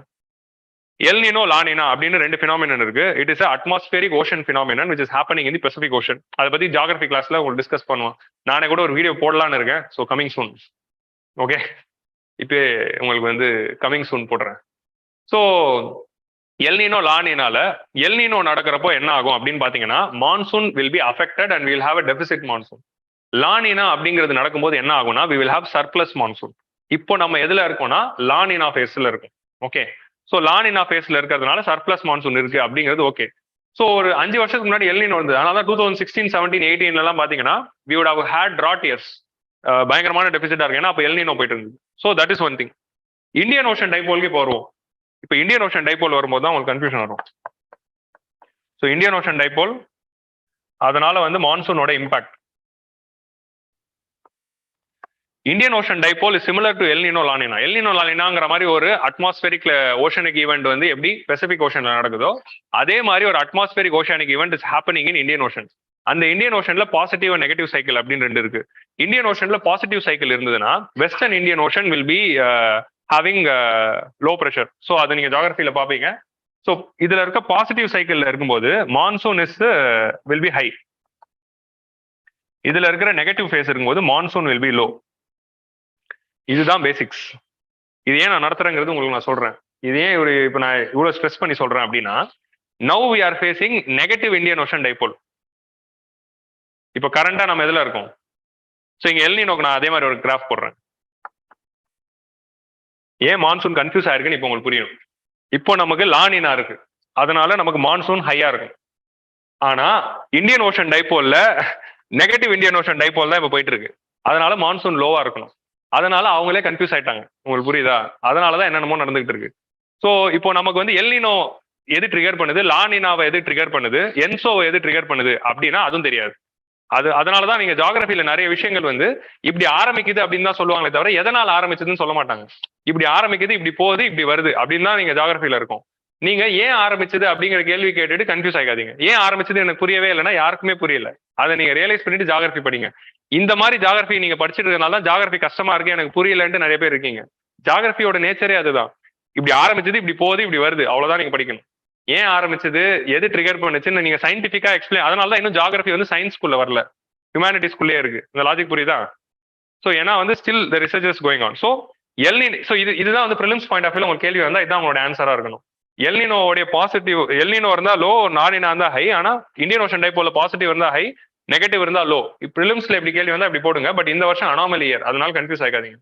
இந்த வருஷம் இந்தியன் ஓஷன் டைபோல்ல நெகட்டிவ் இருந்தாலும் we are having a negative Indian Ocean dipole, but monsoon is surplus. So அதனால தான் இந்த ரெண்டுமே வந்து எக்ஸப்ஷனல் பினாமினன் ஒரே டைம்ல நடக்கிறதுனால தான் இந்த மான்சூன்ல இந்த எக்ஸப்ஷனலான ஒரு ஈவெண்ட் இந்த வருஷம் நடந்திருக்கு. ஸோ இது ஆன்சர் ரைட்டிங்ல நீங்க கொண்டு வரணும். உங்களுக்கு புரியுதா? So intense La Nina conditions, abnormal warming of the eastern Indian Ocean, that is negative phase. அதே மாதிரி ப்ரீ மான்சூன் ஹீட்டிங் ஆஃப் ஹிமாலயாஸ்லயும் வந்து ஹீட்டிங் வந்து இந்த வாட்டி வந்து ஹையா இருந்திருக்கு இந்த கன்ஃபியூஷன்னால. ஸோ அதனால கிளேசியர் மெல்ட்டும் அதிகமா இருக்கு. இது மூணுமே ஒரே டைம்ல நடக்கிறதுனால தான் இந்த மான்சூன் அனாமலி இந்த வருஷம். So regional and temporal variation of monsoon ஏன் நடந்திருக்கு அப்படின்னா இந்த அனாமலினால தான். உங்களுக்கு புரியுதா? இதனால இந்தியன் ஓஷனுக்கும் பெசிபிக் ஓஷனுக்குமே கன்ஃபியூஸ் ஆயிடுச்சு. இந்த வருஷம் நான் போக வேண்டியது நீ போயிட்டியே அப்படின்னு. ஸோ இதான் வந்து லானினாவுடைய கண்டிஷன். லானினா கண்டிஷன்ல என்ன ஆயிடும், western Pacific will be hotter and eastern Pacific will be Coulter. So இந்த மாதிரி டைம்ல நமக்கு இங்க வந்து ஹாட்டா இருக்கிறதுனால இந்த சைடும் நமக்கு மழை நல்லா வரும். இது வந்து Indian Ocean dipole. Indian Ocean டைபோல்ல பாசிட்டிவ் ஃபேஸ்ல ஆப்பிரிக்கா கிட்ட வார்மரா இருக்கும், ஆஸ்திரேலியா கிட்ட கோல்டரா இருக்கும். இந்த ஃபேஸ்ல தான் நமக்கு சவுத் வெஸ்ட் மான்சூன் நல்லா இருக்கும். ஸோ நெகட்டிவ் ஃபேஸ்ல Australia will be warmer and Africa will be Coulter. இந்த டைம்ல நமக்கு மான்சூன் நல்லா இருக்காது. இப்போ நமக்கு இந்த ஃபேஸ்ல தான் இருக்கும். இந்த ஃபேஸ் இருந்தாலும் நமக்கு நல்ல மான்சூன் வந்திருக்கு பிகாஸ் ஆஃப் தட் அனாமலி. புரிஞ்சுச்சா? எப்பா இந்த பாயிண்ட சொல்றதுக்காக தான் அந்த எடிட்டோரியல் எடுத்தேன். கிளியரா? எனக்கு ஜியோகிராஃபி நடத்தாம எத்தனை நாள் தான் நானும் சும்மா இருக்கிறது. நமக்கு ஒரு வாய்ப்பு கிடைக்கிறோம் நடத்தினுமே அப்படிங்கிறதுனால தான் நடத்தி. ஸோ எக்ஸஸ் ரெயின்ஃபால் இன் மத்திய பிரதேஷ், ராஜஸ்தான், குஜராத், மகாராஷ்டிரா. ஏன் புரிஞ்சுச்சா? சென்ட்ரல் இந்தியாவில் இந்த வாட்டி எக்ஸஸ் ரெயின்ஃபால். மகாராஷ்டிரால அவ்வளவு பெரிய ஒரு கிளவுட் பஸ், ஏன்னா திஸ் இஸ் த ரீசன். மத்திய பிரதேஷ், ராஜஸ்தான், குஜராத்ல, மகாராஷ்டிராலாம் எதுக்குடா மழை பெய்யுது அப்படின்னு சொல்லிட்டு இருக்காங்க. இப்போ நம்ம கிளைமேட் சேஞ்ச் அண்ட் ஃபிஷரிஸ் பத்தின எடிட்டோரியல் பாக்குறப்போ ஒரு பாயிண்ட் பார்த்தோம். ட்ரெடிஷனல் ஃபிஷர்மேனுக்குலாம் இங்கெல்லாம் ஃபிஷிங் கிரவுண்ட்ஸ் இருக்குன்னு நினைச்சிட்டு போய் போனா அங்க ஃபிஷ்ஷே இல்லை because of the climate change. அதே மாதிரி ட்ரெடிஷனல் ஃபார்மர்ஸ்லாம் இந்த டைமுக்கு மழை பெய்யும், இந்த டைமுக்கு அறுவடை பண்ணணும் அப்படிங்கறத அவங்களுக்கு இன்ஹரண்ட் நாலேஜா கத்துக்கிட்டு இருப்பாங்களே. வருஷமா வம்சாவளியா அவங்க கத்துக்கிட்டு இருந்த அந்த ட்ரெடிஷனல் நாலேஜ் எல்லாமே இப்போ கொஸ்டின் மார்க்கா இருக்கு பிகாஸ் ஆஃப் கிளைமேட் சேஞ்ச். ஏன்னா அவங்களோட நாலேஜுக்கு வந்து கிளைமேட் ரிலேஷன்ஸ் கூட அவங்க நேச்சர் கூட டைரக்டா இன்டராக்ட் பண்ணி they learn their traditional knowledge. இப்போ அந்த கிளைமேட்டே மாறுறதுனால இந்த ட்ரெடிஷனல் ஃபார்மர்ஸ் எல்லாருமே they are under very big question. இன்னும் ஆடி மாசம் வருதே காத்தடிக்கலையே அப்படிங்கிற மாதிரி அந்த கொஸ்டின்ல அவங்களுக்கு இருப்போம். ஓகே, ஸோ ஆடியில காத்தடிச்சா ஐப்பசியில் மழை அடிக்கும். அடுத்தல என்ன, அன்பு மகனே. ஓகே, ஸோ இந்தியா மட்டும் இல்ல, பங்களாதேஷ், பாகிஸ்தான், இந்தியா எல்லாருமே வந்து தே ஆர் ஃபேசிங். சைனால வந்து இப்போ சிவியர் டிராட் வந்து போயிட்டு இருக்கு. ஜி ஜின்பிங் வர ஜெயில போட்டாங்க. So weak onset in June. இதுதான் அந்த டெம்போரல் வேரியேஷன். Weak onset in June, back to back in July. Kharif sowing in Bihar, Jharkhand, West Bengal, UP affect ஆயிடுச்சு. அதனால ஃபுட் ப்ரொடக்ஷன் குறைய வாய்ப்பு இருக்கு. ஃபுட் செக்யூரிட்டி இஷ்யூ ரைஸ் ஆகலாம். Rising temperature and humidity. இப்போ குளோபல் வார்மிங் இதை ஃபர்தர் இன்டென்சிஃபை பண்ணி ரைசிங் டெம்பரேச்சர் அண்ட் ஹியூமிடிட்டி அதிகமாகிறதுனால என்ன ரிஸ்க் இருக்கு அப்படின்னு பாத்தீங்கன்னா, pest attacks, diseases, non viable pollen. அந்த பிளான்ட் வந்து போலன் கிரெயின்ஸை ப்ரொடியூஸ் பண்ணுதுல, அது இன்ஃபர்டைல் போலனா ப்ரொடியூஸ் பண்ணுது. அதனாலேயே ப்ரொடக்டிவிட்டி அஃபெக்ட் ஆகுது. டெம்பரேச்சர் அளவுக்கு அதிகமாக ஆகும்போது என்னென்ன பிரச்சனை வருதுன்னு பாருங்க. குளோபல் வார்மிங்னால டெம்பரேச்சர் அதிகமா இருந்தால பிளான்ட்ஸே கன்ஃபியூஸ் ஆகுது. போன சண்டே வந்து நீங்க மேல வந்து இந்த எடிட்டோரியல் படிச்சிருப்பீங்க சயின்ஸ் அண்ட் டெக்ல. அப்படியே கீழே வந்து நீங்க படிச்சிருந்தீங்கன்னா என்வாரன்மெண்டல் நிஷி பத்தி அவர் எழுதியிருப்பாரு. அதுல அவர் என்ன சொல்லுவாரு, கிளைமேட் சேஞ்சுனால டெம்பரேச்சர் அதிகமாகிறதுனால பிளான்ட்டே கன்ஃபியூஷன்ல இருக்கான். இவ்வளவு சூடாலாம் நான் எங்க ஏரியால இருக்காது, ஏன் இப்படி சூடாகுது அப்படின்னு கன்ஃபியூஸ் ஆகி அது ஒரு மாதிரி பிஹேவ் பண்ணுது. ஸோ பிளான்ட் வந்து பாவம். ஸோ அதனாலே productivity is getting affected. Pollens quality வந்து அஃபெக்ட் ஆகுது. So pest attacks, diseases, non viable pollen, sterility in plant, leaf rolling syndrome. Leaf rolling syndrome is a disease. Reduced grain quality. நெல் உற்பத்தி ஆனால் அந்த நெல் வந்து குவாலிட்டியா இல்லை. அந்த காலத்துல நாங்க சாப்பிட்ட அரிசி எல்லாம் சத்தா இருந்தது அப்படின்லாம் சொல்லுவாங்கல்ல, அந்த மாதிரி ஒரு விஷயம் தான். Reduced plant transpiration rates, all these things. So இதனால என்ன ஆகுது? ஸோ இதெல்லாம் தான் impact of climate change in monsoon, food security, impact of climate change in fishing, all this things நம்ம பார்த்தாச்சு. கிளியரா புரிஞ்சுச்சா?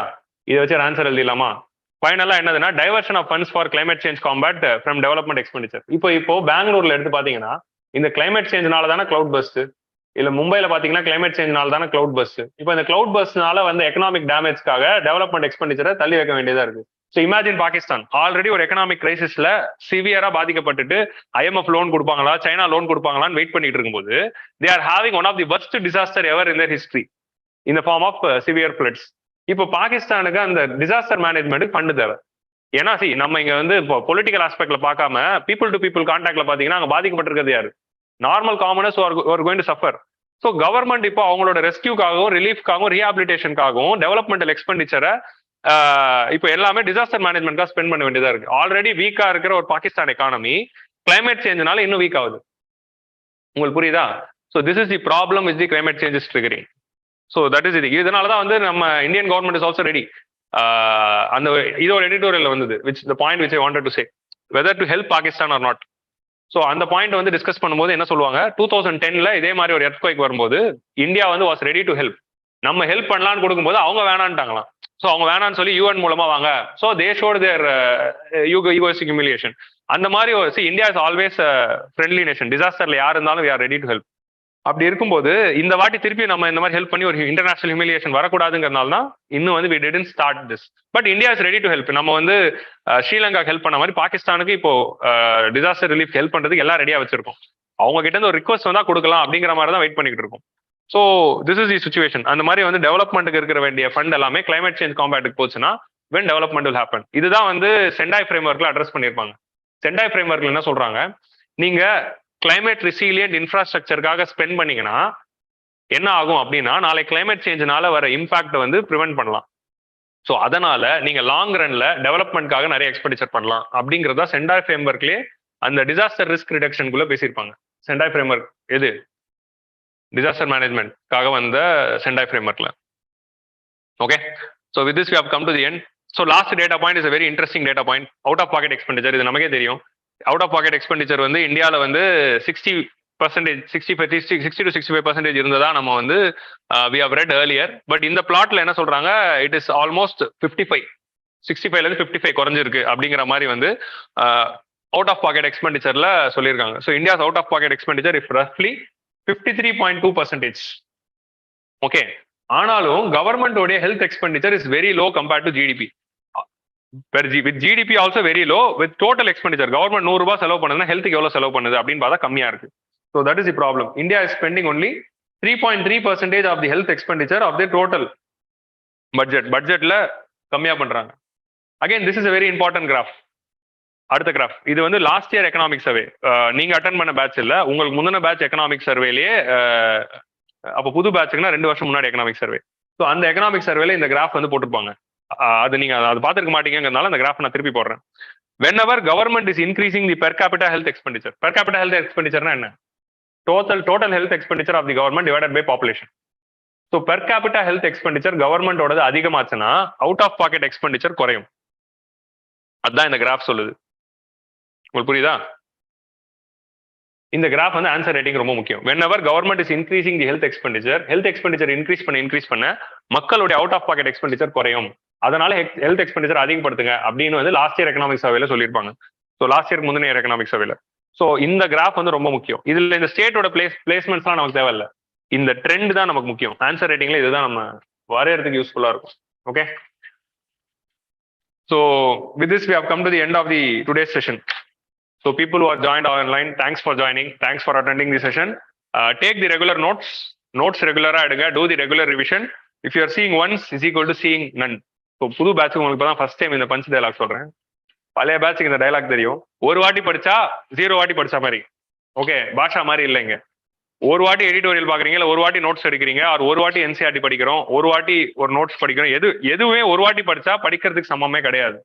Revision is very much essential for this preparation. So do regular revision, take regular notes.